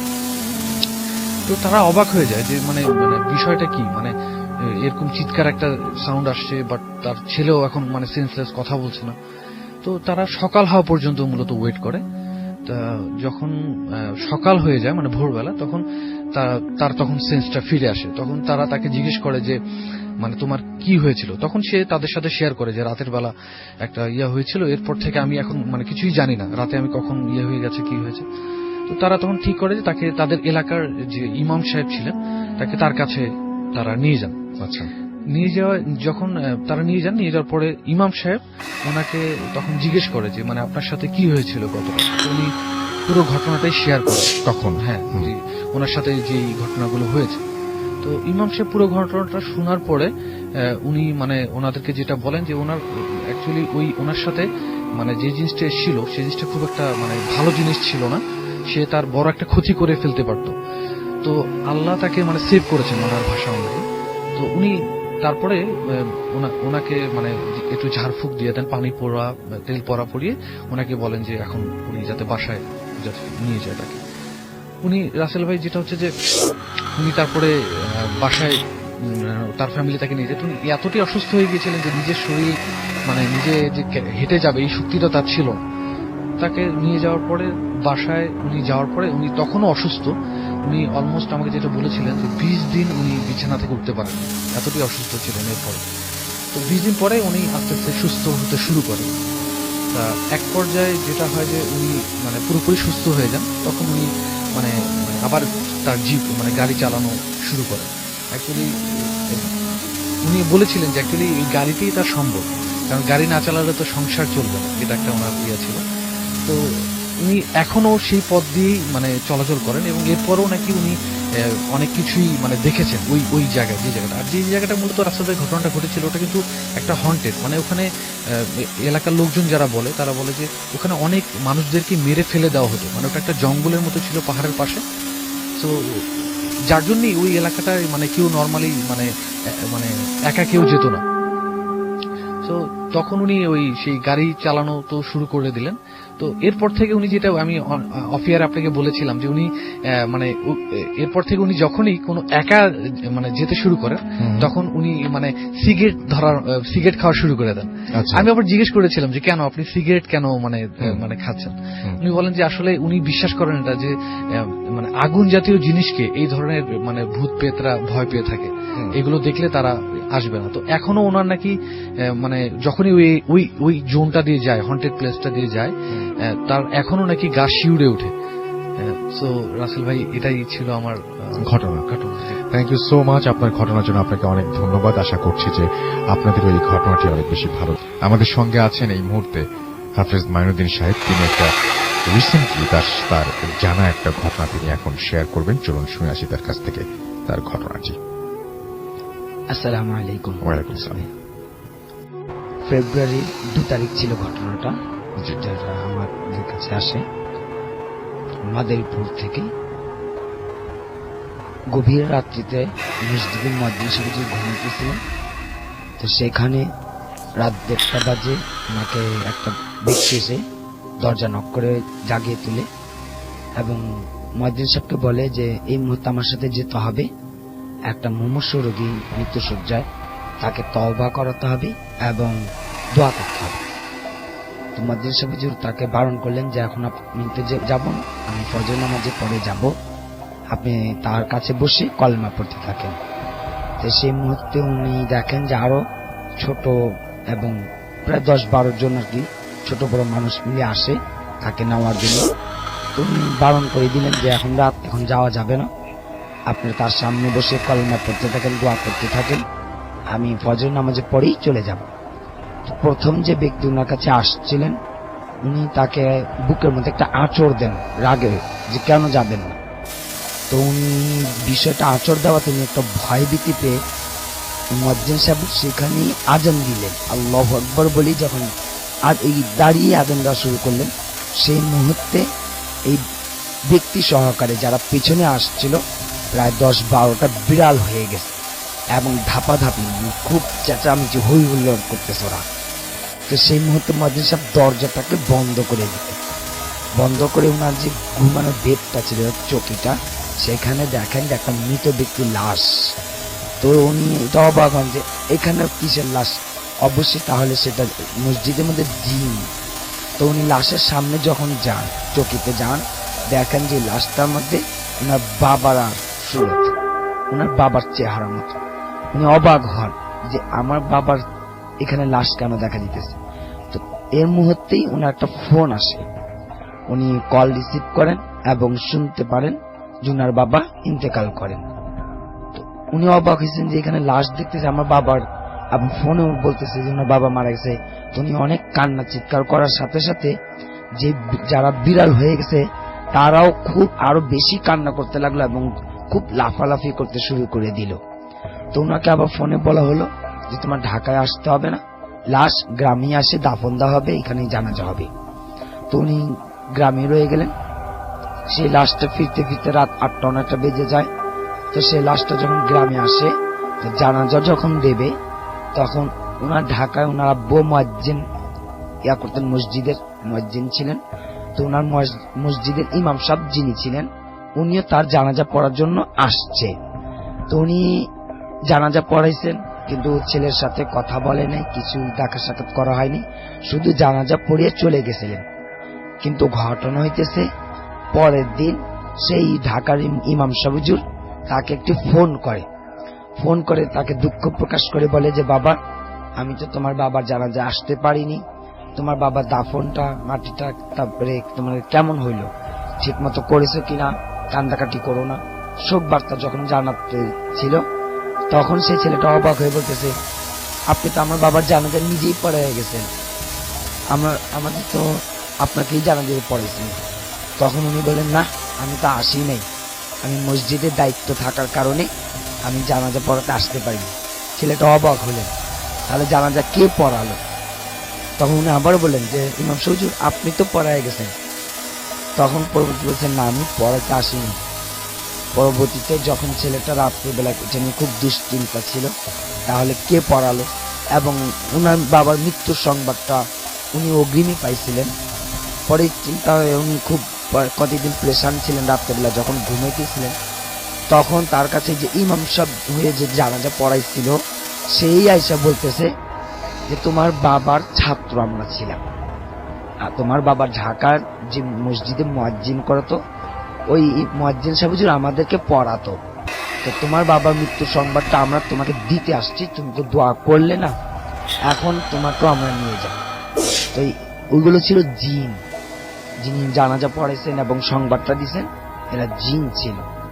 সেই ছেলেটা ঢাকায় আসে এবং সেই ইমাম সবুজের সাথে কথা বলে, তখন আমিও ছিলাম, আমাদের সাথে এগুলো কথা হয়। এখন আলহামদুলিল্লাহ খুব ভালো, কোনো সমস্যা কোনো এগুলো নাই আর কি।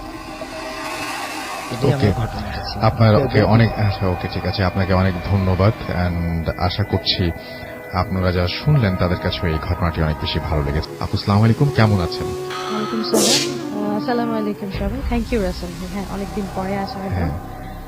পাপড়ি ধানমন্ডি থেকে। জি। ইন ডিটেল বলছি না, জি। কারণ প্রবলেম আছে কিছু। ওকে, আজকে যে ঘটনাটা শেয়ার করবো এটা খুব বেশি দিন আগে হয়েছে বা এরকম কিছু না, জি। জাস্ট এই জানুয়ারিতে 2019 জানুয়ারি রিসেন্ট একটা ঘটনা। হ্যাঁ, রিসেন্ট একটা ঘটনা।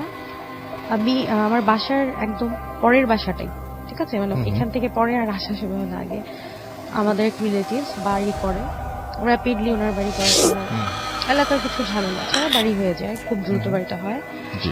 ফাইনালি কাজ শেষ, জানুয়ারিতে নতুন ভাড়াটে ওঠা শুরু হয় 1 তারিখ থেকে।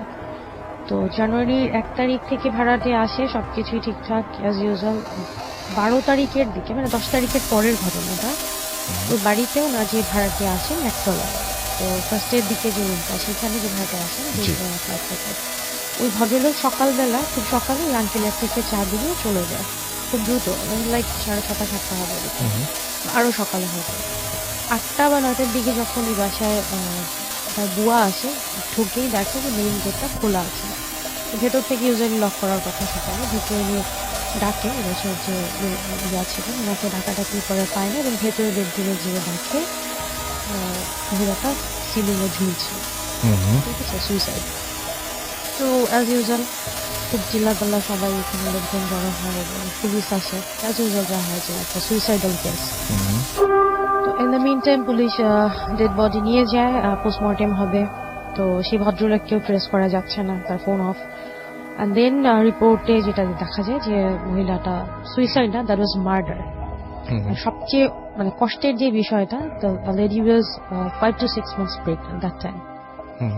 তো মহিলাটা প্রেগন্যান্ট ছিলেন। এটা তো মানে খুব এমনি একটা মানুষ মারা যাওয়াটাই আনন্যাচুরাল, যেটা নর্মাল, সেখানে একটা আরেকটা মানুষ তার ভেতরে ছিল, সেটাও খুন হয়েছে। তো পুলিশ আসে, রিপোর্ট দেখে, সবাই একটা সময় সিল করে দিয়ে যায়, বাসা চলছে এভাবেই। এবার কেস মামলা হচ্ছে, এবার হচ্ছে থানায়, বাড়ির তো আর কোনো ব্যাপার নেই। কয়েকদিন পর থেকে যেটা হয়, ওই বাড়িতে আশেপাশে যারা আছে, মানে ওটা তো গ্রাউন্ড ফ্লোরের ঘটনা, ফার্স্ট ফ্লোরে যারা আছে 2 তলায়, সেখানে ওরা শুনতে পায় যে নিচের ঘর থেকে খুব ধুমধাম শব্দ হচ্ছে, উইয়ার্ড আচরণ। হয়তো বা বাসায় একটা ঘটনা হয়েছে সেই জন্য হয়তো মনে হচ্ছে, বাট হচ্ছে। এখন কিছু একটা হলে না মানুষের সাবকনসিয়াস মাইন্ড এটা ধরে নেয়, না হলেও মনে হয় যে অনেক কিছু হচ্ছে। তো যা হোক, পাশের ফ্ল্যাটে যেটা হয়, এরকম অনেকেই বলছে যে ওই আঙ্কেলকে বলছে, আঙ্কেল একটা মিলাদ টিলাদ দেওয়ার ব্যবস্থা করেন, রুমটাকে খোলা আছে। এখন যেহেতু পুলিশ সিল করে দিয়ে গেছে, তো সেই রুম তো খোলা পসিবল না।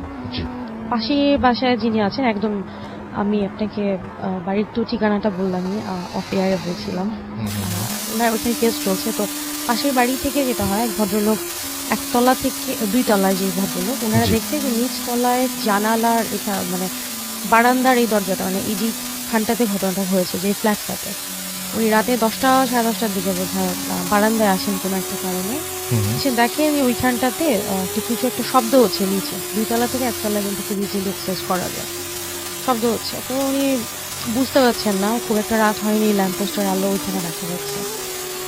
ভালো করে উঠিয়ে দিয়ে দেখে কিছু একটা বসে কোন একটা কিছু খাচ্ছে, একটা মহিলা একটা স্ট্রাকচার, খুব যে দেখা যাচ্ছে না খাচ্ছে, কি খাচ্ছে না দেখে তার দেখার মতো এই সাহসটা হয়, দৌড়ে ভেতরে চলে যায়।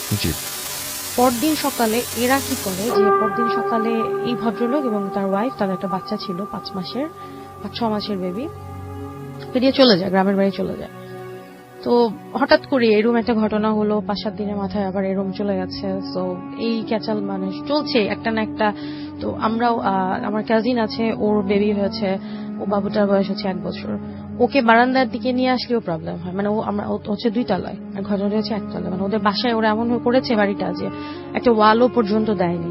আমি যে আসছিলাম, আমাকে কিন্তু এটা সামনে দিয়ে আসতে হয়েছে, ওই রুমটার সামনে দিয়ে আমাকে আসতে হয়েছে, বিল্ডিং এর ভেতর, বাট ওইটার সামনে দিয়ে আসতে হয়েছে। তো এইভাবে পরে খবর পাওয়া যায় 2-3 দিন পরে, যেটা যে ওই ভদ্রলোক যে চলে গেলেন সকালে, খুব ভোরে চলে গেলেন ওনার ওয়াইফ এবং বেবিকে নিয়ে। ওনার বেবিটা মারা গিয়েছিল। দ্যাট টাইম সরি আমি এখানে মিস করেছি। পরদিন সকাল ওনার তো চলেই তো যায়, তো চলে যাওয়ার পর সেখানে হচ্ছে আপনার রুমে যখন ওই যে বারান্দা বাইরে যে সিটি কর্পোরেশনে ঝাড়ু টাড়ু দেয় গলির ভিতরে আসে, বারান্দায় দেখতে পায় যে রক্ত পড়ে আছে, ছাপছাপ রক্ত। আর এখানে তো ঢোকা পসিবল না যেহেতু পুলিশ সিল করে দিয়ে গেছে, তো কোনো বিড়াল টিড়াল কিছু পড়েছে না। এখানে একটা ছোট্ট বাচ্চার আঙুল পাওয়া যায়। মানে এটাই খুব অদ্ভুত একটা জায়গা না? আমি বলার সময় আমি খুব ফ্রিক করছিলাম। আমার ভীষণ, আমি আমার চোখ বন্ধ করলে আমি দেখি ছোট্ট একটা আঙুল, মানে এই যে ছোট আঙুলটা আমাদের কোণে আঙুল যেটা করে এই আঙুলটা। তো পরে 2 দিন পরে জানা যায় এটা তখন পুলিশ আর বলে না, যেহেতু একটা ঝামেলা অলমোস্ট চলছে, বাড়ির বদনাম হয়ে গেছে, ভাড়াটেরাও চলে যাওয়ার মতো অবস্থা, পুলিশকে আর এটা ইনফর্ম করে না, যেহেতু লাস্ট সেখানে ওরকম কিছু তো ক্রাইম দেখেনি। তো ধারণা করে যে ধামা চাপা দেয়, বিড়াল এটা নিয়ে এসছে এখানে বা বিড়াল চলছে। ঘটনাটা যখন ওই ভদ্রলোক চলে যায়, যে ভদ্রলোক ছিলেন ওনার তো যেহেতু অনেকদিন ভাড়া আছেন, ওনার কাছে ফোন যায় যে এরকম আবার একটা ঘটনা হয়েছে। তো উনি বলে ওনাদের বাচ্চাটা মারা গেছে, 5-6 মাসের যে বাচ্চাটা ছিল, বা বাচ্চাটা হচ্ছে ওদিন রাতে হঠাৎ করে অসুস্থ হয়ে যায় এবং ভোরের দিকে ওরা দেখে যে বাচ্চাটার হাতের আঙুলটা, একটা হাতের বা হাতের আঙুলটা নেই, মানে ছোট আঙুলটা কোন আঙুলটা হাতে নেই। এই কারণে মানে ওরা ওই ব্লিডিং মতো অবস্থায় যে হাতের আঙুলটা নিয়ে ওইভাবেই ওরা বের হয়ে যায়। কারণ ওদের তো তখন বলছিল যে আপনারা পুলিশ বা ডাক্তারের কাছে, আমরা বলছিলাম ডাক্তার নিয়ে, আমরা এখান থেকে বের হয়ে ডাক্তার দেখিয়ে দেন ও রাস্তাতেই মারা যায়। এটা ওরা চায়নি যে ছোট্ট একটা বাচ্চা 5-6 মাসের একটা শরীর পুলিশ কাটতে পাবেন পোস্টমর্টেম করে। একটা মানুষ, মহিলা মারা গেছে, তার পেটে কিন্তু একটা বাচ্চা ছিল, এরকম একটা বাচ্চা, যে বাচ্চাটার বয়স মাত্র পৃথিবীতে এসছে 5-6 মাস, বাচ্চাটার হাতের আঙুল ছিল না, ওই একটা হাতে, ওইভাবেই তাকে দাফন করে। এগুলো চলার মধ্যে এলাকায় বলা হয় যে এরকম আপনারা সবাই বলছে যে আঙ্কেল আছে ওনার নামে বলছে যে তুমি মিলাদ দাও, বাড়িতে মিলাদ দাও। আমরা যেহেতু মুসলিম, হিন্দু যেই হোক, কিছু কিন্তু রিচুয়ালস থাকে, হ্যাঁ, ওইগুলো কাজগুলো উনি করেননি। আর এগুলো আসলে কতটা সত্যি মিথ্যা যায় না, বাট তারপরে কিছু ব্যাপার থাকে। কিন্তু ওইখানে তো একটা ঘটনা হলো, যেহেতু যে মার্ডারের ঘটনাটা হয়েছে, তো পরে ওনাকে বলা হয় আপনারা মসজিদে এনে হুজুর এনে, উনি হুজুর নিয়ে আসে, নর্মালি হুজুরে এসে নামাজ পড়ে দোয়াটা করে যায়, কিন্তু কোনো সমস্যার সমাধান হয় না। ওই উপরের ফ্লোরে ওরা বলছে যে রাতের দিক হলে ওরা মনে হচ্ছে যে আত্মচিৎকার, মানে কষ্ট দিয়ে মারলে বা যদি কষ্ট হচ্ছে খুব, এরকম শব্দ পাওয়া যায়। কিন্তু ব্যাপারটা আসলে এমনি হলে হয়তো ন্যাচারাল হতো, বাট যেহেতু একটা ঘটনা হয়েছে, মানুষ স্বাভাবিকভাবে নেয় না, ওনার 2 তলার ভাড়াটিও চলে যায় এই ভয়ে। তো ফাইনালি ওই আঙ্কেল যেটা করেন, ডিসাইড করে যে কিছু একটা করতে হবে। ইন দ্য মিন টাইম পুলিশের সাথে নেগোসিয়েট করে, এই আপনার মার্চে হয়তো বা ফেব্রুয়ারি লাস্টে একটা ঝামেলা, মানে বলে যে রুমটা আপনারা খুলতে পারেন, আমরা যেহেতু দেখছি 60 days হয়েছে অলমোস্ট, আমরা দেখছি ব্যাপারটা।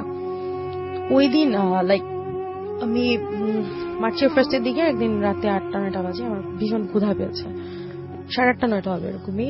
আমি আপুকে বললাম চলো খাওয়া দাওয়া করে আসি, রাতে dinner. In the mean time Pushpa আপু, আমি চলে যাই, আমার আপু মেজ আপু, ও আপনার আগে চলে গেছে, যে তুই, আমি লক করে আসছি। ফুয়াদকে ফোন করলাম যে তুমি কোথায় আছো, আসো আমরা রাতে একসাথে বাইরে খাওয়া দাওয়া করি। আচ্ছা, আপু ফুয়াদ বলে আচ্ছা তোমরা যাও, আমি পৌঁছে যাবো। আমি ওইখানে নিচে গেটে তালা দিয়ে আসছি, আপু আগে গেছে গাড়িতে উঠবে, তুমি আসো। আমি যাওয়ার সময়, আমার গেট থেকে বের হওয়ার সময় আমি দেখি যে প্রচন্ড মানে আপনার আতর, বিভিন্ন রকমের আতর, মানে কড়া স্মেল। আতরের গন্ধটা এমনি খুবই করা হয়, তার মধ্যে অনেক রকম আতর।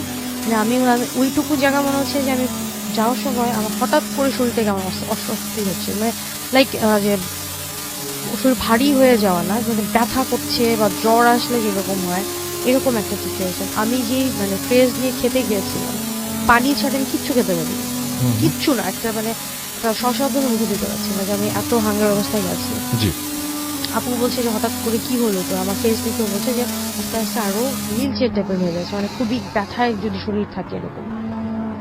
দেন আমরা চলে আসি, 10টার মতো বাজে তখন, অলমোস্ট চলে আসি, 9:30-10টা বাজে চলে আসি।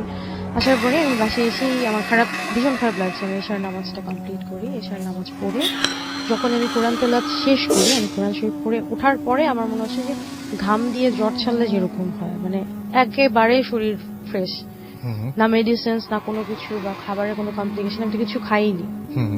তো in the mean time bell বাজে, ফুয়াদ আসে। ফুয়াদ আসার পরে আমি বললাম যে কি হয়েছে, তুমি কোথায় ছিলে? অপু ভাবছে পানি বাবা, কি হয়েছে? তো বলে তুমি কোথা দিয়ে কখন কয়টা বাজে বের হয়েছো? তাই বললাম যে ঠিক এই টাইমের সময়, তোমাকে তো ফোন করেছি আমি বের হওয়ার সময়। ও যেটা আমায় জানায় যে ওই বাসায় আঙ্কেল ডিসাইড করেন যে একজন বড় আলেম টেফার সাথে কথা বলেছে, উনি বলেছিলেন 8 জন কোরআনে হাফেজ ওনার বাসায় নিয়ে এসে যে সিস্টেমে কোরআনে হাফেজ দিয়ে ওইখানে পিউরিফাই করার জন্য। আল্লাহর কালাম যেখানে থাকে, আমরা মুসলিম হলে যেহেতু সে যে মারা গেছেন উনিও মুসলিম ছিলেন, খারাপ কিছু থাকতে হয়তো এক্সিস্ট করবে না। অ্যান্ড ফর দ্যাট তারা কি করেন, 8 জন। আমি প্রশ্ন করলাম যে 8 জন কেন? তো ফুয়াদ বলে আগে ঘটনাই শোনো। ওইখানে গেছে, ও আমাদের ব্রডব্যান্ডের বিজনেস, তো বেশ কিছু প্রবলেম হচ্ছিল, কয়েকজনই কমপ্লেন যে এখানে একটু প্রবলেম হচ্ছে, ও এমপ্লয়িকে না পাঠিয়ে ও নিজে যায় যে আমি একটু দেখে আসি কি অবস্থা। তো যাওয়ার পরে যেটা যখন বের হয়ে আসবে, ও দেখছে যে ওখানে ওদের বসার সময় লাইটগুলো স্পার্ক করছে, আপ ডাউন করছে, মানে লাইটগুলো স্পার্ক করছে এবং আমরা কিন্তু ইলেকট্রিক ওয়েভটা বোঝা যায় যদি কোনো প্যারানর্মাল জিনিস আগে ইলেকট্রিক ওয়েভে সেটা আছে। ও মোবাইলে টিভিতে দেখলো যে এখানে যারা যেখানে গেছেন। যখন বের হয়ে আসবে ওকে বলছে যে না না তুমি একটু পরে যাও। বলবে কেন? না আমাকে আর্জেন্ট যেতে হবে। তো বলে না পরে যাও। তো বলে আঙ্কেল কি হয়েছে? তো আমরা যেহেতু ওয়েট করছি বাইরে, ও তখন ওরা বললো যে দেখো নিচে তো ওরকম কোরআনে হাফেজ এসছে, তুমি যেও না। অ্যান্ড কি হয়েছে, এই হচ্ছে 8 জন আছে, ওরা 8টা পিলার, মানে আমাদের যে পিলারগুলো আছে, পিলার না মানে বাড়ির যে জানালাগুলো আছে, দরজাগুলো আছে, ঠিক আছে, লাইক হচ্ছে আপনার যেই রুমটায় মারা গেছে ওই রুমে 2টা জানালা 1টা দরজা, মাঝখানে হচ্ছে 2টা জানালা মতো হবে হয়তো, আর মানে বাইরের রুমের দিকে 3জন, মোট হচ্ছে 8টা। আমরা কিন্তু শুনে থাকি, দেখতে পেয়েছি যে 3 জন 7 জন 11 জন, 8 জন কেন, মানে ওইখানে বের হওয়ার যতগুলো রাস্তা ছিল ওই রাস্তাগুলো দিয়ে না, শুধুমাত্র মেইন গেটে, মানে যে গেটটা দিয়ে ঢুকে ঘরের যে এন্ট্রান্স, এই গেটে কাউকে দাঁড়া করায়নি এবং এইখানে কোনো আতর বা আপনার জমজমের পানি বা দোয়া এখানে দেওয়া হয়নি। যদি সে বের হয়ে যায় ওই রাস্তাটা দিয়ে যেন বের হয়, এবং তার বাসার আশেপাশে যারা ছিল 40 হাত না কি গছ বললো, ওই জায়গাতে যেন কোনো মানুষ না যাওয়া আসা করে। রাস্তায় যারা আছে তারা যাবে, তাদের তো আটকানো সম্ভব না, বাট বাড়ির যারা আছে তারা যেন বের না হয়। আনফর্চুনেট দ্যাট টাইম আমি ওই রাস্তাটা দিয়ে পাস করি, ঠিক আছে, মানে আমি তো না জেনে গেছে, আপুও কিন্তু গেছে, আপুর হয় নাই, কোনো প্রবলেম হয়নি, বিকজ হচ্ছে আপু আগে চলে গেছে, আমি 1 থেকে 1.5 মিনিটের গ্যাপে বের হয়েছে। সো এই ঘটনাটার পরে দরজা জানালা খুলে দিল। সো তখন রিলেট করলাম মেবি সামথিং হ্যাপেন, কারণ না হলে হঠাৎ এরকম হওয়ার কোনো কারণ নাও হতে পারে। মানে ঘটনাটা দেখেন যে মানে ওই জায়গাটা পিউরিফাই করার জন্য কতগুলো স্টেপ, কতগুলো কষ্ট করতে হচ্ছে, এবং এখানে রুকায়া মেথডটা দেওয়া হয়, রুকায়া করা হয়, কারণ এখানে কোনো তাবিজ করা এসব কিছু করবেন ওনারা। অ্যান্ড ফাইনালি যেটা লাস্টে হয়, এটা 3-4 দিন আগের ঘটনা, এখানে ওনাদের যে কেয়ারটেকার ছিলেন উনি আর কি বাড়ি একজনকে ভাড়া দিয়েছে। তো ওই 3-4 দিন আগেরটা যেটা যাকে ভাড়া দিয়েছেন একজনকে বলেছে আপনি 15 দিন থাকেন, কোনো পেমেন্ট দিতে হবে না, সামনের মাস থেকে দিয়ে। তো উনি যেহেতু ঘটনা শুনেছে, ওনার ভাগ্নেকে রেখেছিল যে তোমার ভার্সিটির কাছে, তুমি 2 দিন থাকো এখানে। আচ্ছা, ভাগ্নে 2 দিন থাকার তো দূরের কথা, মানে সে সন্ধ্যায় এসে পরের দিন একটা কিছু বাসে চলে গেছে। পরে হচ্ছে আপনার ওনার এই কেয়ারটেকার যিনি আছেন উনি খুবই সাহসী একজন মানুষ, আমরা যা দেখি আর কি সবকিছুর আগে এই ঘটনাতে রাখা যায়। তো উনি বলে যে যেহেতু খুলেছে, তুমি রুমটুম খোলা, তুমি একটু যাও, তুমি থাকো, দেখো কি অবস্থা, একদম জানালা ফ্যান ট্যান সবকিছু ছাড়া দরজা রুম খোলা। আমি সেদিন তো জানলাম যে দরজা খুলেছে ওই ঘরে। ওই ভদ্রলোক কি করে, যে রুমটাতে এই ঘটনাটা হয়েছে, মার্ডারের ঘটনাটা হয়েছে, সেই রুমটাতে না, সামনের রুমটাতে শুয়ে মোবাইল টিপতে টিপতে হয়তো ঘুমিয়ে গেছে। হঠাৎ করে তার মনে হলো আসরের টাইমটাতে যে মানে খুব একটা শব্দ হচ্ছে ভেতরে, মানে কেউ মানে বের করার জন্য বা তাকে আটকে রাখা হয়েছে, এবং ধুমধাম করে গেটের মধ্যে আওয়াজ হচ্ছে। তো উনি এত শ্বাসে উনি পরিমণি করে বের হয়ে আসে বাইরে, এবং ওনার অসুস্থ থাকে, উনি বেশ করে উনি বাড়ি আছে ছুটিতে, মানে উনি গেছে, এটা হচ্ছে 3-4 দিন আগের ঘটনা। তো এই হলো ঘটনা। এখন যা শুনলাম লাস্ট, আমি আসার সময় দোয়া করতে এসেছি, কারণ মানুষের হয় না একটা জানালার দরজার ব্যারিয়ার থাকে, এদের ওরা বাসার ওই বাউন্ডারিটাও দেয়নি, মানে একবার যেখান থেকে বর্ডার শেষ সেখান থেকে শুরু হয়েছে। সো ভাড়াটে নতুন নিয়েছে, 1 তারিখে হয়তো উঠবে, ভাগ ভাগিটা তো পরেই জানা যাবে। এই ছিল ভাইয়া ঘটনা। থ্যাংক ইউ সো মাচ আপনার ঘটনার জন্য। আপনাকে অনেক ধন্যবাদ। এবং আমি এখন যেটা করব সেটা হচ্ছে আমরা একটা ইমেইলে চলে যাব এবং আশা করছি যে এই ইমেইলটাও আপনাদের কাছে ভালো লাগবে বা আপনাদেরকে অনেক আনন্দ। একটি ছদ্মনাম ব্যবহার করছি, ঘটনাটি তার মতো করে বলছি। ঘটনাটি আমার চাচাতো ভাইয়ের বন্ধুর সাথে ঘটে, যার নাম জাহিদ। এটি ছদ্মনাম, যিনি 1999 কিংবা 2000 সালের দিকে আমাদের বাড়িতে লজিং থাকতেন। আমি তখন ষষ্ঠ অথবা সপ্তম শ্রেণীতে পড়ি। জাহিদ ভাই খুবই মেধাবী ছাত্র ছিলেন, আমাকে তিনি পড়াতেন। বলে রাখা ভালো যে এই জাহিদ ভাইয়ের বাড়ি ছিল ইন্ডিয়ার বর্ডারের খুব কাছাকাছি একটি অঞ্চল, তার একটি গ্রামে, এবং তার স্কুল ছিল আমাদের পাশের গ্রামে। স্কুল থেকে বাড়ি প্রায় 6-7 কিলোমিটারের দূরত্ব। সে সময় যোগাযোগ ব্যবস্থা ও রাস্তাঘাট খারাপ থাকায় বর্ষাকালে রাস্তায় খুব কাদা থাকত, ফলে যাতায়াত খুব কষ্টসাধ্য ছিল। ফলে ওই অঞ্চলের অধিকাংশ ছাত্র আমাদের অঞ্চলের বিভিন্ন বাড়িতে লজিং থাকত। জাহিদ ভাই তখন এসএসসি পরীক্ষার্থী। তা আমাদের বাড়ির ছিল দুটি ঘর, একটি ছিল উত্তর দিকে এবং অপরটি ছিল দক্ষিণ দিকে। দুটি ঘরের মাঝখানে বিশাল উঠান। প্রথম কয়েকদিন জাহিদ ভাই এবং আমি দক্ষিণ দিকের দোতলা ঘরটিতে ঘুমাতাম, কিন্তু তিনি অনেক রাত পর্যন্ত পড়ালেখা করতেন, যার ফলে আমার ঘুমের খুব ব্যাঘাত হতো। তাই আমি উত্তর দিকের ঘরে ঘুমাতাম এবং জাহিদ ভাই একাই থাকতেন। সে সময় সাধারণত গ্রামের বাড়িতে টয়লেট ঘর থেকে বেশ কিছুটা দূরে থাকত। একদিন মধ্যরাতে আমার বড় চাচা বাইরে বের হয়ে দেখেন জাহিদ ভাইয়ের ঘরের বারান্দা থেকে নেমে একটা মেয়ে ওড়না মুড়ি দিয়ে বের হয়ে ঘরের পেছন দিকের প্রাচীর বেয়ে চলে যায়। আমার বড় চাচা মেয়েটার গন্তব্য লক্ষ্য করে ঘরের পেছনের দিকে গিয়ে দেখেন কেউ কোথাও নেই, চারিদিকে নীরব নিস্তব্ধ। কিন্তু এত উঁচু প্রাচীর একটা মেয়ে কিভাবে টপকাতে পারে? তিনি কেউ দ্বিধায় পড়ে গেলেন। এবার তিনি জাহিদ ভাইয়ের জানালা দিয়ে উকি দিয়ে দেখতে পেলেন পড়তে পড়তে তিনি ঝিমুচ্ছেন। তিনি তখন কিছু না বলে চলে আসেন। পরদিন ব্যস্ততার কারণে তিনি বিষয়টি ভুলে যান। পরদিন রাতে আমার দাদি বাইরে বের হলে তিনি দেখেন কে যেন দক্ষিণ দিকের ঘরের পাশ দিয়ে দ্রুত বেগে পালিয়ে প্রাচীর টপকিয়ে চলে গেল। বলে রাখা ভালো যে আমার দাদির অনেক বয়স হওয়ায় তিনি চোখে ভালো দেখতে পেতেন না। তাই তিনি মনে করলেন বাড়িতে চোর এসেছে। তিনি দ্রুত চলে আসেন এবং আমার বাবাকে ডাকতে শুরু করেন এবং বলেন বাড়িতে চোর এসেছে। আমরা সবাই তখনই বের হয়ে দেখি কেউ কোথাও নেই। তখন মধ্যরাত। যা হোক, সে রাতে আবার সবাই ঘুমিয়ে পড়লাম। পরদিন সকালে সবাই এলো এই বিষয়ে আলোচনা করতে। ঠিক এই সময় আমার বড় চাচা সেখানে উপস্থিত হন এবং জানতে চান কি হয়েছে। তখন আমার দাদি রাতের ঘটনাটি বলেন। তখন আমার বড় চাচা বলেন, আমিও আগের দিন একটি মেয়েকে দেখেছি। তখন সবার ভেতরে একটা গুঞ্জন শুরু হয়ে যায়। সবাই জাহিদ ভাইকে সন্দেহ করা শুরু করলো। এদিকে জাহিদ ভাই সকালে প্রাইভেট পড়তে চলে যায়। সেদিন সকালে বড় চাচা জাহিদ ভাইকে ডেকে জিজ্ঞাসা করেন সে কিছু জানে কিনা। জাহিদ ভাই বিষয়টি এড়িয়ে যান এবং বলেন সে কিছু জানেন না। আমার বড় চাচা খুবই ধার্মিক প্রকৃতির মানুষ। তিনি বিষয়টা নিয়ে একটু চিন্তা করে জাহিদ ভাইকে বললেন, তুমি যাও। কয়েকদিন পর বড় চাচা বাজারে গেল জাহিদ ভাইয়ের বাবার সাথে দেখা করতে এবং তিনি বিষয়টি নিয়ে ওনার সাথে আলাপ করেন। এবং তখন জাহিদ ভাইয়ের বাবা বলেন যে, ভাই, আপনাদের আমার আগে জানানো উচিত ছিল। তিনি বলেন, প্রায় 1 বছর আগে জাহিদ তাদের নিজের গ্রামে একটি মেয়ের সাথে সম্পর্কে জড়িয়ে পড়ে। মেয়েটি তার সহপাঠী ছিল। বিষয়টি জানাজানি হলে আমি মেয়েটির বাবাকে বিষয়টি জানাই, যাতে তিনি মেয়েটিকে সাবধান করেন এবং বুঝান যে তারা ভুল করছে। আমিও জাহিদকে বুঝাই যাতে তার ভবিষ্যৎ নষ্ট না হয়। তারা এখনো অনেক ছোট মানুষ, আবেগপ্রবণ হয়ে একটা ভুল করে ফেলেছে। তাদেরকে শুধরানোর সুযোগ দিলে হয়তো শুধরে যাবে। তাই তাকে বেশ নমনীয়তার সাথে বুঝালাম। এদিকে মেয়েটির বাবাও মেয়েটিকে খুবই কড়া শাসন করেন, কিন্তু তারা একে অপরের সাথে যোগাযোগ অবিচ্ছিন্ন রাখে। এতে জাহিদ পড়ালেখার প্রতি অমনোযোগী হয়ে যায় এবং তার রেজাল্ট খারাপ হয়। সেজন্য আমি তাকে মারধর করি এবং মেয়েটার বাবাকে আবারও বলি যে মেয়েটাকে যেন শাসন করে। এরপর দিন মেয়ের দাদার সাথে আমার রাস্তায় দেখা হয় এবং তিনি আমাকে বলেন আমার সাথে কিছু কথা আছে। তিনি আমায় বলেন যে আমার জাহিদের সাথে তার নাতনির বিয়ে দিতে। আমি অত্যন্ত রেগে গিয়ে ওনাকে অপমান করলাম এবং বললাম আপনার নাতনিকে সাবধান করে দেবেন যাতে ভবিষ্যতে আর এসব না শুনি। বলে রাখা ভালো যে মেয়েটির দাদা একজন কবিরাজ প্রকৃতির লোক ছিলেন এবং টুকটাক কুফরি কালামও করতেন।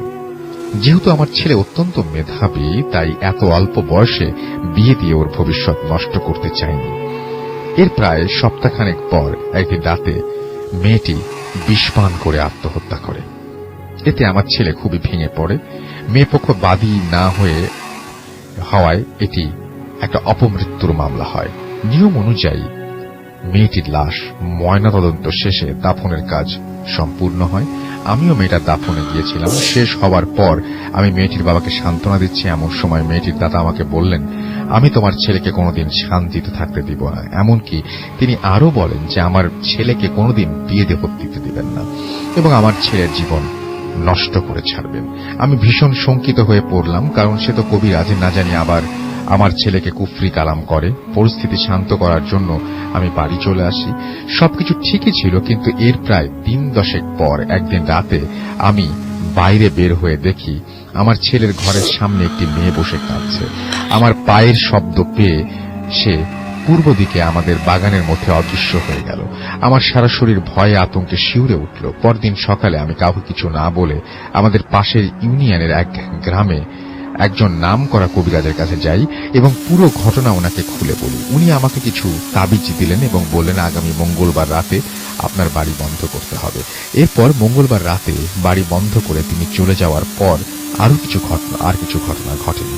2 দিন পর আমার ছেলে আবার স্কুলে যাওয়া শুরু করে। সেদিন রাতে আবার জাহিদের আম্মা বাইরে বের হলে দেখে জাহিদের রুমের সামনে সেই নারী মূর্তিটি বসে কাঁদছে এবং তাকে দেখে আবারও পালিয়ে যায়। পরদিন আমি আবার সেই কবিরাজের কাছে গিয়ে ঘটনা বললাম। তিনি বললেন যে আপনার ছেলের বাইরে যাওয়ার ফলে এই সমস্যা হয়েছে। যিনি এই কুফরি কালাম করেছেন তিনি খুব শক্তিশালী, আমার আর কিছুই করার নেই। এরপর আমি অনেক কবিরাজের কাছে গেছি, কিন্তু কোনোদিন কোনো কাজ হয়নি। এরপর থেকে প্রত্যেক রাতেই দেখা গেছে ওই নারী মূর্তি আমার ছেলের ঘরের সামনে বসে কাঁদছে এবং কারো উপস্থিতি টের পেলেই পালিয়ে যায়। তারপর থেকে এভাবেই চলছে। আমার বড় চাচা সব শুনে অভয় দিয়ে বললেন, দুশ্চিন্তা করবেন না। বড় চাচা বাড়ি চলে আসলেন। বড় চাচা বাড়িতে এসে রাতের খাবার খাওয়ার সময় জাহিদ ভাইয়ের অনুপস্থিতি ঘটনাটা সবাইকে বললেন। এতে বাড়ির সকলের সন্দেহ দূর হল ঠিকই, কিন্তু সবাই খুব আতঙ্কিত হয়ে পড়লেন, এই জন্য না জানি আমাদের বাড়ির কারো আবার কোনো ক্ষতি হয়ে যায়। এর 2-3 দিন পর আমার ফুফাতো ভাই আশরাফুল ভাই আমাদের বাড়িতে বেড়াতে আসলেন এবং রাতে তিনি বাইরে বের হলেন। দেখেন যে জাহিদ ভাইয়ের রুমের সামনে বসে কে যেন কাঁদছে। তিনি একটু সামনে যেতে দেখেন একটা মেয়ে হাঁটুর মধ্যে মাথা গুঁজে খুবই করুণ স্বরে কাঁদছে। তিনি বলেন যে আমার ফুফাতো ভাই খুবই সাহসী একজন মানুষ, স্বভাবতই তিনি মেয়েটিকে ধমক দিয়ে বললেন, এই কে রে তুই?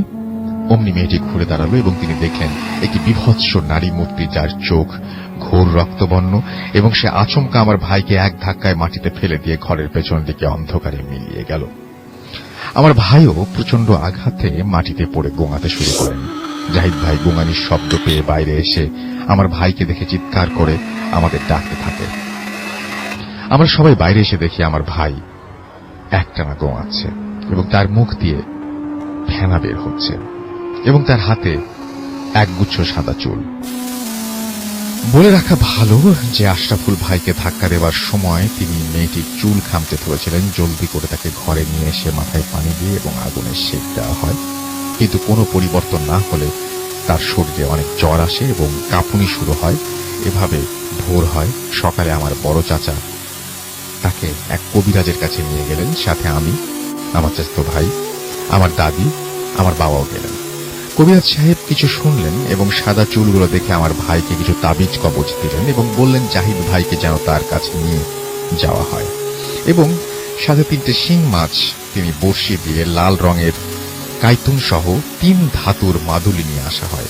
পরদিন জাহিদ ভাইকে তার কাছে নিয়ে গেলে তিনি তাকে ঝাড়ফুঁক দিয়ে শিং মাছের কাঁটাগুলো ভেঙে আরো কিছু উপকরণ দিয়ে তাবিজ দিলেন এবং মাছগুলোকে বড়শিতে গেঁথে বললেন এগুলো পরিত্যক্ত কোনো বাড়ি কোথাও গাছের ঢালে ঝুলিয়ে রাখতে, তাহলে আর কোনোদিন জাহিদ ভাইয়ের সাথে এমন ঘটনা ঘটবে না। কবিরাজের কথা মতো আমাদের পাশের গ্রামের এক পরিত্যক্ত কুঠি বাড়িতে একটা গাছের ডালে ঝুলিয়ে দিয়ে আসা হলো।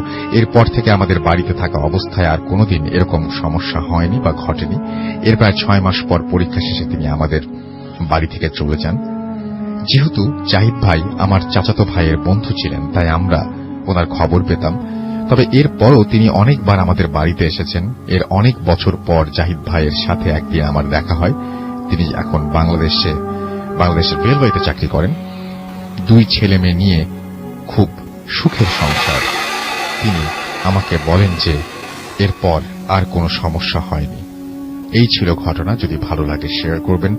আসলে আমার না শুরু করার সময় কেমন যেন লাগে যে আপনাদের পছন্দ হবে কি হবে না, এই টেনশনটা এত বেশি থাকে। যাই হোক, শুরু করছি আপনাদের দোয়ায়। প্রিয় রাসেল ভাই, আশা করি খোদার অশেষ রহমতে ভালোই ছিলেন। জানি ভালো থাকেন, তাই আর জানতে চাইলাম না। আমি ভূত এফএমের একজন নিয়মিত শ্রোতা। অনেকদিন ধরেই আমার ও আমার পরিবারের সাথে ঘটে যাওয়া কিছু ঘটনা শেয়ার করব ভেবে সময় ও সুযোগের অভাবে সেটা হয়ে ওঠে না। ঘটনাগুলো হয়তো খুব ভুতুরে না মনে হলেও আমি ও আমার পরিবারের ওপর অনেক বড় দাগ রেখে যাওয়া কিছু স্মৃতি। যাই হোক, কথা না বাড়িয়ে ঘটনা শুরু করা যাক। পূর্বেই বলে রাখা ভালো যে আমাদের পরিবারের সাথে ঘটে যাওয়া এই ঘটনাটা অনেকগুলো দুর্ঘটনার সমষ্টি। যশোর জেলার অভয়নগর থানার নোয়াপাড়া পৌরসভার কোনো এক জায়গায় আমাদের গ্রামের বাসা। আমার বাবা ছোটবেলা থেকেই ছিলেন অনেক সাহসী এবং বেপরোয়া। 1980 সালে আমার বাবা ও আম্মার বিয়ে হয়। ঘটনার শুরু অনেকটা তখন থেকেই। বলে রাখা ভালো, পৈতৃক সূত্রে আমার দাদুর অনেক জায়গা জমি ছিল এবং আমার বাবা বিয়ের পরে দাদুর থেকে কোনো একটা কারণে আলাদা হয়ে যায় এবং দাদুর সীমানার একেবারে শেষের দিকে বাসা তৈরি করেন। যদিও আমার বাবা যখন বাড়ি বানাতে শুরু করেন তখন তার দাদিরা তাকে ওইখানে থাকতে নিষেধ করেন, কারণ জায়গাটা ছিল ভুতুড়ে এবং বিপদসংকুল। কিন্তু বেপরোয়া ও সাহসী হবার কারণে বাবা কারো কথার তোয়াক্কা না করে সেখানে ঘর তোলেন। আমার দাদার মুখে শুনেছি যে আমাদের বাড়ির সামনে দিয়ে কোনো এক আমলে আগে নদী ছিল এবং আমাদের বাড়ির ওইখানে ছিল শ্মশান ঘাট। আশ্চর্যজনক হলেও সত্য যে এখনো ওখানকার সকল পুকুরগুলো একই সারিতে আছে এবং এরই একইভাবে ভৈরব নদীতে মিশেছে। যাই হোক, ওখানে এক শিমুল গাছ ছিল শুনেছি, যেটা ছিল অনেক বড় এবং পুরনো এবং তার নিচ থেকে নাকি বিভিন্ন সময় বিভিন্ন খাবারের গন্ধ পাওয়া যেত। যাই হোক, বাড়িতে থাকা শুরু করার পর আব্বু এবং আম্মুকে অনেক অদ্ভুত ও ভুতুড়ে ঘটনার সম্মুখীন হতে হয়। যেমন কখনো রাতে বাইরে বেরিয়ে দেখতে পেতেন যে বিশাল সাইজের কোনো একটা বড় ধরনের গরু অনেক উঁচু এবং উঁচু উঁচু মগ ডালের পাতা ভেঙে সে খাচ্ছে। কখনো বা ছায়ামূর্তি। রান্নাঘরে মাছ ভাজির সময় জানালা দিয়ে কেউ হয়তোবা যাচ্ছে, ইত্যাদি ঘটনা। এবং এই ঘটনাগুলো অদ্ভুত শোনা গেলেও সত্যি। এবার প্রকৃত ঘটনায় আসি।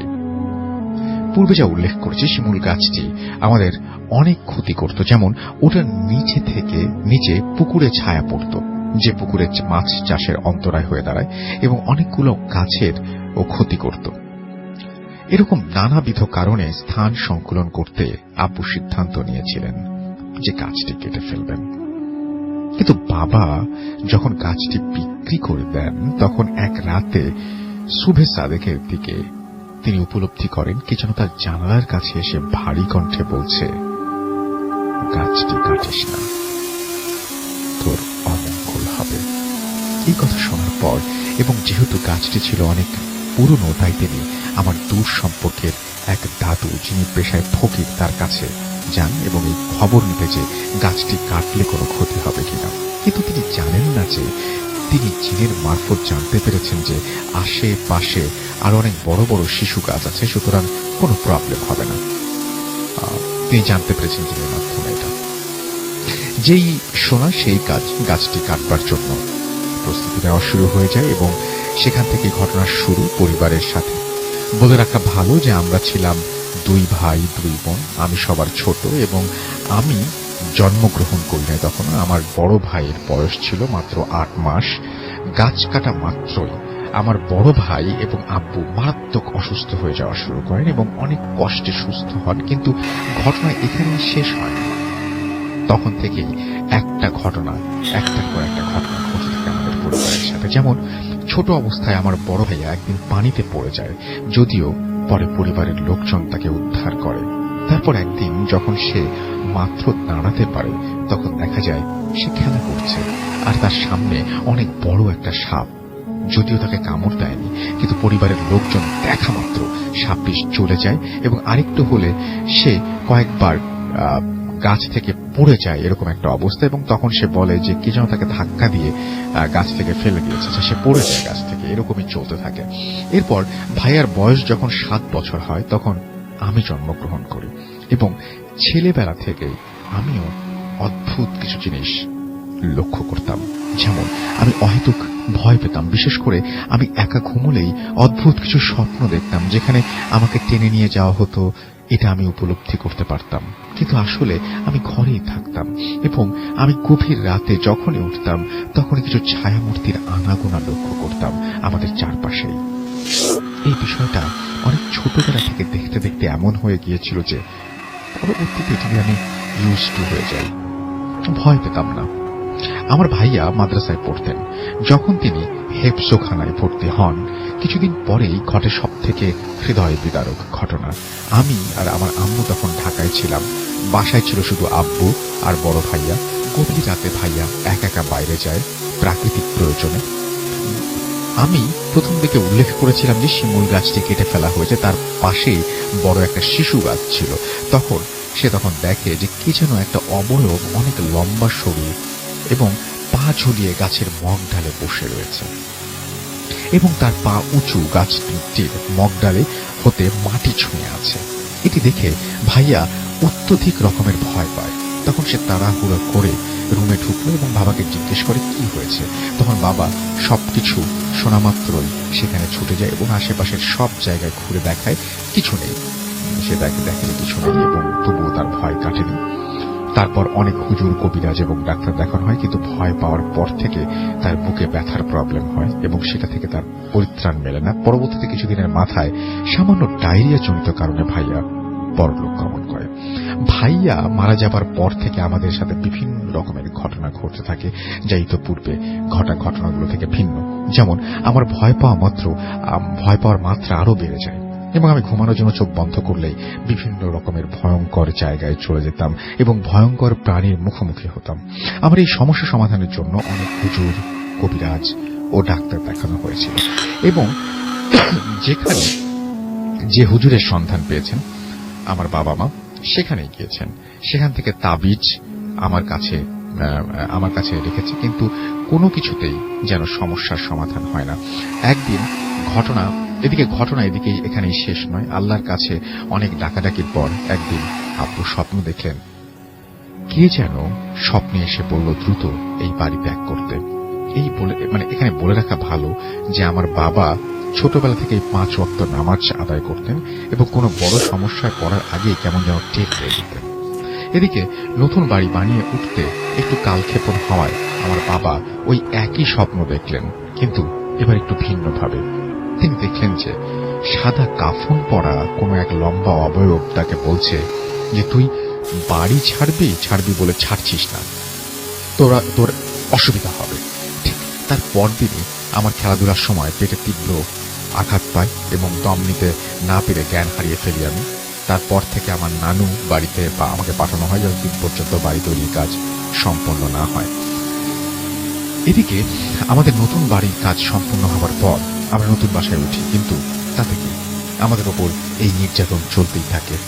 আরেকটা ঘটনা বলি, যখন আমার বড় কাকু বেঁচে ছিলেন এবং আমার বয়স 10-এর মতো, বাবা এক দাওয়াতে একা গিয়েছিলেন আমাকে কাকুর কাছে রেখে।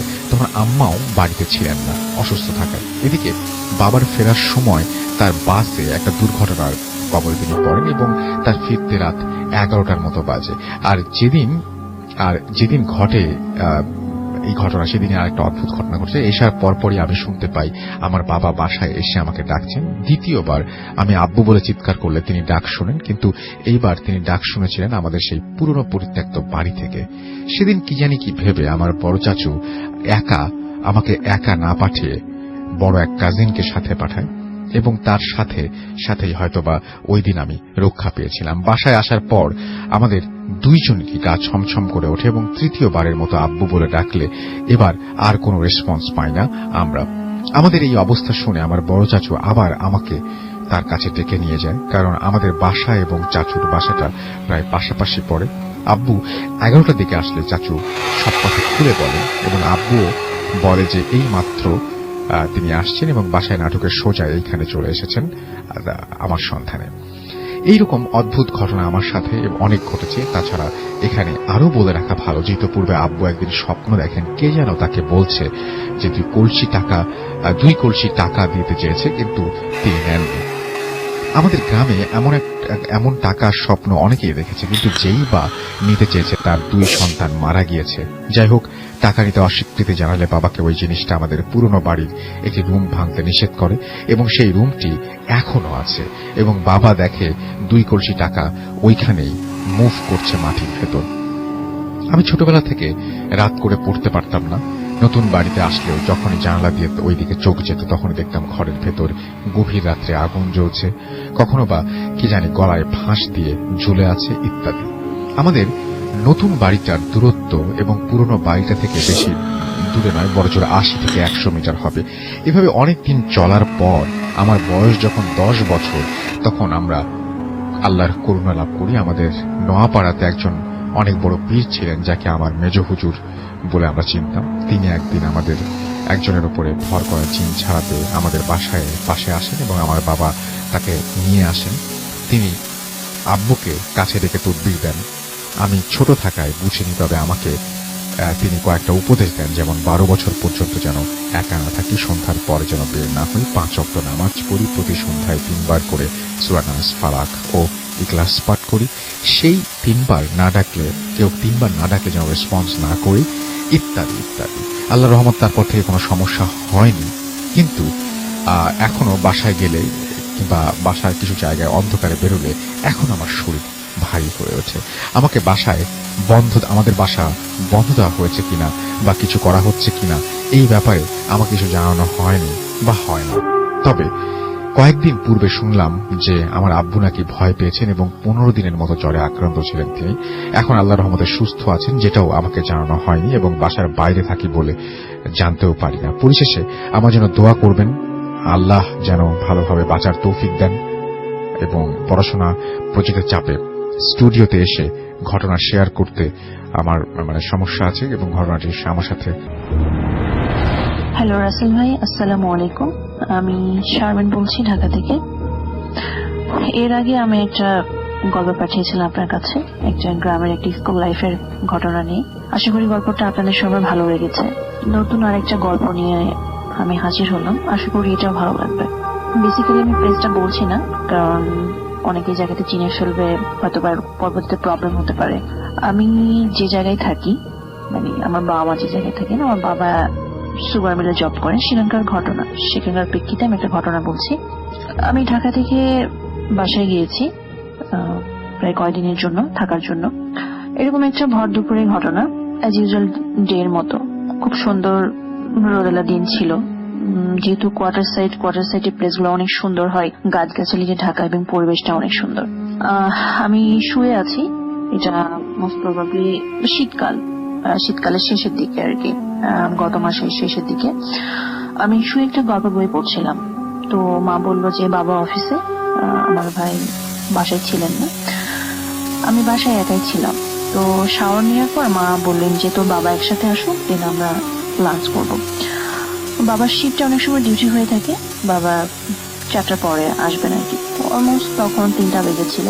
অ্যাজ ইউজুয়াল অনেক লেটে করে সকালে খেয়েছিলাম, এই জন্য কোনো ক্ষুধা ছিল না। তো আমি শুয়ে গল্প বই পড়ছিলাম।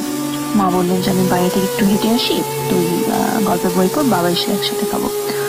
তো আমি গল্প বই পড়ছিলাম, মা এদিকে গেট লাগাই দিয়ে গেল। আমি গেটে কোনো লক করলাম না, যেহেতু মা বাইরে আছেন। তো অ্যাজ ইউজুয়াল আমি গল্প পড়ছি, গল্প পড়তে পড়তে আমি কিন্তু বুঝতে পেরেছি যে মা গেটটা লক করে দিয়ে গেলেন বাইরে থেকে, বা গেটটা অনেক জোরে লাগানো, আর আমাদের গেটটা অনেক শব্দ টাইপের ছিল, জোরে লাগালে সেটার খোলার কোনো সম্ভাবনা ছিল না। তো আমি গল্প পড়তে পড়তে একসময় ঘুমিয়ে পড়লাম। জাস্ট ঘুমিয়ে পড়লাম, মানে ঘুমানোর টাইপের আর কি, জাস্ট ঘুমাইনি, মনে হচ্ছে যে আমি ঘুমাচ্ছি বাট জেগে আছি এরকম টাইপের। হুট করে একটা দরজা একটা শব্দ হলো, আমি জাস্ট উঠে গেলাম আর কি। উঠে গিয়ে দেখি দরজাটা একদমই আধা খোলা অবস্থা, মানে খুব জোরে দরজা ধাক্কা দিলে যেমন শব্দ হয়, কারণ দরজার পাশে অনেক কিছু ছিল, সেটা লেগে এক ধরনের অনেক বিকট একটা শব্দ হলো, যে প্রচুর জোরে একটা ঝড় এসে যেমন ধাক্কা দিতে একটা শব্দ হয়, সেরকম একটা শব্দ হলো। আমি প্রায় লাফ দেওয়ার মতো অবস্থা হয়ে চলে গেলাম, গিয়ে দেখি দরজাটা হাফ খোলা আর কি। তো আমি গিয়ে দেখি যে কি ব্যাপার, দরজাটা খোলা কেন? তো মা তো অনেক জোরে লাগিয়ে দিয়ে গেল, দরজাটা খোলা কেন? আমি দরজাটা খুলে দেখি অনেক ছোট একটা বাচ্চা, প্রায় 4-5 বছর বয়স হবে, অনেক সুন্দর দেখতে বাচ্চাটা দাঁড়িয়ে আছে এবং আমার দিকে তাকিয়ে হাসছে। তো আমি ভাবলাম যে কি ব্যাপার, এই ভর দুপুর বেলায় বাচ্চা। আমি মনে করেছি আমাদের বিল্ডিং এ তো এরকম কোনো বাচ্চা নেই, হয়তো বা আমাদের বিল্ডিং এ কেউ বেড়াতে এসেছে। আমাদের বিল্ডিং এ তো 2 ইটের বিল্ডিং, অনেক লোকজন ছিল আর অনেক আত্মীয় স্বজন যাওয়া আসা করে। তো আমি ওকে জিজ্ঞেস করলাম যে মা, মামুনি তুমি কোথায় আসছো, তোমার মা কোথায়, তুমি কি হারিয়ে গিয়েছো, তোমার মাকে খুঁজতেছো, তোমার নাম কি? তখন সে একটা কথা বললো না, দেখে আমার দিকে সে অপলক দৃষ্টিকে তাকিয়ে একটা মুগ্ধকর হাসি দিচ্ছে, যে আমি খুব আগে থেকে চিনে সে। তো আমাকে বারবার জিজ্ঞেস করতেছি, বাবা তুমি কোথায় যাচ্ছ, তুমি হারিয়ে গিয়েছো, তোমার মা কোথায়, আসো ভিতরে আসো, গল্প বলবো, আসো। সে দেখি না কোনো কিছু আগাচ্ছে না, সে রীতিমতো আমার দিকে তাকিয়ে মুগ্ধকর দৃষ্টিতে তাকায় আছে। মনে হচ্ছে যে আমাকে অনেক দিন ধরে চিনে, আমি তার অনেক পরিচিত, সে আমাকে প্রচন্ড পছন্দ করে। তো আমি এক পর্যায়ে বসে গেলাম, বসে গিয়ে তার হাত ধরলাম। দেখি যে মানে এত সুন্দর একটা বাচ্চা, মানে আমাদের কলোনির সাইডে এত সুন্দর বাচ্চা আসলে আমি দেখিনি কখনো, যদিও কম যাওয়া আসা করা হয়। তো আমি ওকে ধরে বললাম যে তোমার নাম কি? তখন সে আমার গালে টাচ করে বলল যে তোমাকে না আমার অনেক ভালো লাগে। আমি রীতিমতো শকড, তার কথাগুলো এত সুন্দর ছিল, মানে মনে হচ্ছে যে খুব মধুর একটা বাণীতে এসে বললো যে আমাকে তার অনেক ভালো লাগে। বলার পর আমি ওর গাল টাচ করতে গেলাম, মানে আদর করব, এরকম মুহূর্তে আমি দেখি যে মানে হুট করে লাফ দিয়ে উঠে দেখি যে আমি সেম আমার বিছানাতেই পড়ে আছি। মানে আমি কোনো দরজার সামনে দাঁড়ানো নাই বা বাচ্চার সামনে দাঁড়ানো নেই, আমি ঠিক বিছানাতে পড়ে আছি। ব্যাপারটা আমি একদমই নিতে পারিনি রাসেল ভাই। আমি দৌড়ে গিয়ে দরজার কাছে গেলাম, গিয়ে দেখি দরজা সেম অবস্থায় খোলা, কিন্তু আমি বেঁচে। আমি প্রচন্ড চিৎকার চেঁচামেচি করা শুরু করে দিই, যেটা কি হলো, মানে আমি পুরো পাগলের মতো অবস্থা হয়ে গিয়েছিলাম, যে মানে হোয়াটস গোইং অন, এটা কি হচ্ছে, আমার সাথে কি হলো। আমি বাসার বাইরে চলে যাই, হয়তো বা বাচ্চা দূরে কোথাও চলে গেছে, আমি রুমে চলে আসছি, দেখি আশেপাশে কোনো বাচ্চা ছিল না। আমার মা অনেক দূরে একটা জায়গায় দাঁড়িয়ে একটা আন্টির সাথে গল্প করছিল, সে আমাকে দেখে চলে আসলো, এসে বললো যে কি হয়েছে তোর, তুই এরকম করতেছিস কেন? আমি মাকে একটা কথাও বলিনি, বিকজ আমি চাই না এই যে কোনো কথা শুনে সে প্রচন্ড ভয় পাক বা টেনশনে থাকুক যে আমার সাথে কি হচ্ছে। আমি ব্যাপারটা একদমই মেলাতে পারিনি যে আমার সাথে এটা কেন হলো বা আমি তখন কি করছিলাম। কিন্তু আমার মনে আছে যে আমি ঘুমাইনি বা আমি ঘুমরত অবস্থায় এরকম একটা ছিলাম। আমি ঘুমাইনি, পুরোপুরি ঘুমাইনি, বা আমি জাগ্রত থাকলে মানে ব্যাপারটা কোনোদিন ফিল করতে পারতাম না। আমি ব্যাপারটা একদমই ছিল স্পর্শকাতক, মানে একদমই আমার মনে আছে, বা সে আমার গালে টাচ করেছে, সে আমাকে এত কিছু বলেছে, সবকিছু আমার মাথায় ছিল। আমি যদি ঘুমের মধ্যে থাকতাম তাহলে হয়তো বা এত কিছু আমার মাথায় থাকতো না। এটা আমি অনেকের সাথে শেয়ার করেছি, তারা বলেছে যে হয়তো বা আমি গল্পের মধ্যে এমন কোনো কিছু পড়ছিলাম বাচ্চা টাইপের, হয়তো বা এই কারণে আমি কোনো কিছু হ্যালোসিনেশন থেকে দেখেছি। কিন্তু আমি বলবো রাসেল ভাই, সেই সময় আমি কোনো গল্পের মধ্যে বাচ্চা বা কোনো কাহিনী পড়ছিলাম না, একটা সামাজিক টাইপের কাহিনী পড়ছিলাম। যাই হোক, আসলে প্রথম যে ঘটনাটা বলেছিলাম আপনাকে স্কুল লাইফের ঘটনা, সেখানে আমি ছাদে চলে গিয়েছিলাম সামহাউ। আমার যাওয়ার কোনো পসিবিলিটি ছিল না, তখন আমি অনেক ছোট ছিলাম। সেই ঘটনার পর থেকে আমার সাথে এরকম অনেক অসম্ভব উল্টাপাল্টা জিনিস ঘটনা ঘটে আমার সাথে। তার মধ্যে একটা ছিল যে আসলে অনেক ভাবনার বিষয় ছিল বা অনেক ভয়ের ছিল, বা এখনো পর্যন্ত আমি কনফিউজ যে কেন হলো আমার সাথে, বা বাচ্চাটাই বা কে ছিল, বা সে কেন এই কথাগুলো আমাকে বললো। ব্যাপারটা আমি এখনো মেলাতে পারিনি। আর আমি এটা নিয়ে কারোর সাথে ডিসকাশনও করিনি বা প্লেসটার নাম বললাম না, কারণ আমি চাই না যে এটা খুব তাড়াতাড়ি ফ্ল্যাশ হয়ে যাক বা সবাই অনেক ভয় পাক। তবে একটা কথা বলতে পারি রাসেল ভাই, যে প্লেসটা আসলে অনেক হন্টেড। আমি কেন অনেক কিছু দেখতে পাই, কারণ আমাদের বাসার পিছনে গোরস্থান আছে, তার পিছনে যেহেতু কোয়ার্টার সাইড অনেক জঙ্গল আছে, আমি তো বছরে দেখা যাচ্ছে যে 3-4 বার যাই বা মাসে 2-1 বার যাই। তো আমি খুব কম সময় থাকি, কিন্তু আমি একটা কথা বলবো, আমি যখনই যাই না কেন, আমি সুস্থ অবস্থায় যদিও যাই, সেখানে গিয়ে আমি অসুস্থ হয়ে যাই। দেখা যাচ্ছে যে আমি খুব সুস্থ অবস্থায় যাচ্ছি, কিন্তু সেখানে গিয়ে আমার বাতাস লাগতেছে বা আমি বমি করে দিচ্ছি বা আমি প্রচন্ড সিক হয়ে যাচ্ছি। জানি না, আমি আসলে অনেক কিছু হয়তো বা বুঝতে পারি বা দেখতে পাই না, বুঝতে পারি বা ব্যাপারটা প্লেসটা আমার কাছে সেফ মনে হয় না। আমি প্রচন্ড অসুস্থ হয়ে যাই। এই জন্য মা মোস্ট অফ টাইম আমাকে নিয়ে অনেক ওয়ারিড থাকেন যে কখন কি আমার সাথে হচ্ছে, এবং মা ম্যাক্সিমাম টাইম আমাকে জমজম কুপের পানি খাওয়ান। এই ছিল আমার ঘটনা রাসেল ভাই, আশা করি ভালো লাগবে আপনাদের। আল্লাহ হাফেজ। ডিয়ার লিসেনার, আজকে যে ঘটনাগুলো আপনারা শুনলেন, এই ঘটনাগুলো আপনাদের কাছে কেমন লাগলো তা অবশ্যই কিন্তু আমাদেরকে জানাবেন। আমরা প্রতিনিয়ত এইরকম বাছাই করা ঘটনা আপনাদের মাঝে শেয়ার করে থাকি। অনেকগুলো ঘটনা থেকে বাছাই করে আর যে রাসেল ভাইয়ের ঘটনা, যেগুলো বাস্তব ঘটনা, রিয়েল ঘটনা, এই সকল ঘটনা আমরা কিন্তু আপলোড করে থাকি। প্রতিদিন রাত 10টা বাজে এই কন্টেন্টগুলো আপলোড করে থাকি। আপনারা যদি প্রতিদিন আমাদের এইরকম ভয়ঙ্কর ঘটনা শুনতে চান, তাহলে আমাদের চ্যানেলটিকে কিন্তু অবশ্যই সাবস্ক্রাইব করবেন। অনেকেই আমাদের চ্যানেলের মাধ্যমে এরকম ভূত এফএম শুনে যাচ্ছেন এবং ভূত এফএমকে অনেক বেশি ভালোবাসছেন। আমি বলবো, যদি ভূত এফএমকে আপনারা ভালোবাসেন তাহলে অবশ্যই আপনারা রহস্যবিডি চ্যানেলের সঙ্গে থাকবেন, আর আমাদের প্রতিদিন রাত 10টার এপিসোডগুলো আপনারা মিস করবেন না। আমরা সর্বদাই আপনাদের চাওয়ার মতো আপনারা যেটা ভালোবাসেন আমরা সেগুলো কন্টেন্ট অথবা সেগুলো বাছাই করে প্রতিদিন আপনাদের সামনে তুলে ধরার চেষ্টা করি, কেননা আমরা নয়েজ ফ্রি সুন্দর ঘটনাগুলো আপনাদের উপহার দিই। ভূত এফএমকে অনেক দূর পর্যন্ত নিয়ে যেতে হবে, কেননা ভূত এফএম আমরা অনেক ছোটোবেলা থেকে শুনে আসছি, তাই ভূত এফএমকে আমাদের মায়ে জড়িয়ে গেছে। যদি আপনারা ভূত এফএমের এরকম এপিসোড শুনতে চান, মানে প্রতিদিন শুনতে চান, তাহলে আপনারা আমাদের চ্যানেলটিকে সাবস্ক্রাইব করে রাখবেন। আমাদের প্রত্যেকটি ভিডিও লাইক করতে হবে, কমেন্ট করতে হবে এবং ভিডিওগুলো শেয়ার করতে হবে, কেননা আমরা অনেক কষ্ট করে সারাদিন ঘটনাগুলো খুঁজে খুঁজে একটা ক্লিয়ার ভয়েস সংগ্রহ করি, যেন আপনারা বিরক্ত না হন। এজন্য এরকম ঘটনা কিন্তু আমরা তৈরি করি যাতে আপনারা সুন্দরভাবে ঘটনাগুলো শুনতে পারেন। প্রিয় লিসেনার্স, আপনারা যদি আমাদেরকে প্রতিদিন আপনাদের জীবনে ঘটে যাওয়া এরকম ঘটনা পাঠান, তাহলে আমরা সে ঘটনাগুলো পড়ে শোনাবো। তো যাই হোক, ভূত এফএমকে অনেক দূর পর্যন্ত নিয়ে যাব এই আশায় আমি আছি। আপনারা প্রতিদিন আমাদের এই ঘটনাগুলো শুনবেন। কে কোথা থেকে শুনছেন, কে কোথা থেকে দেখছেন, তা কিন্তু অবশ্যই কমেন্ট করে জানাবেন। যাই হোক, ভালো থাকবেন, সুস্থ থাকবেন, দেখা হচ্ছে নেক্সট এপিসোডে।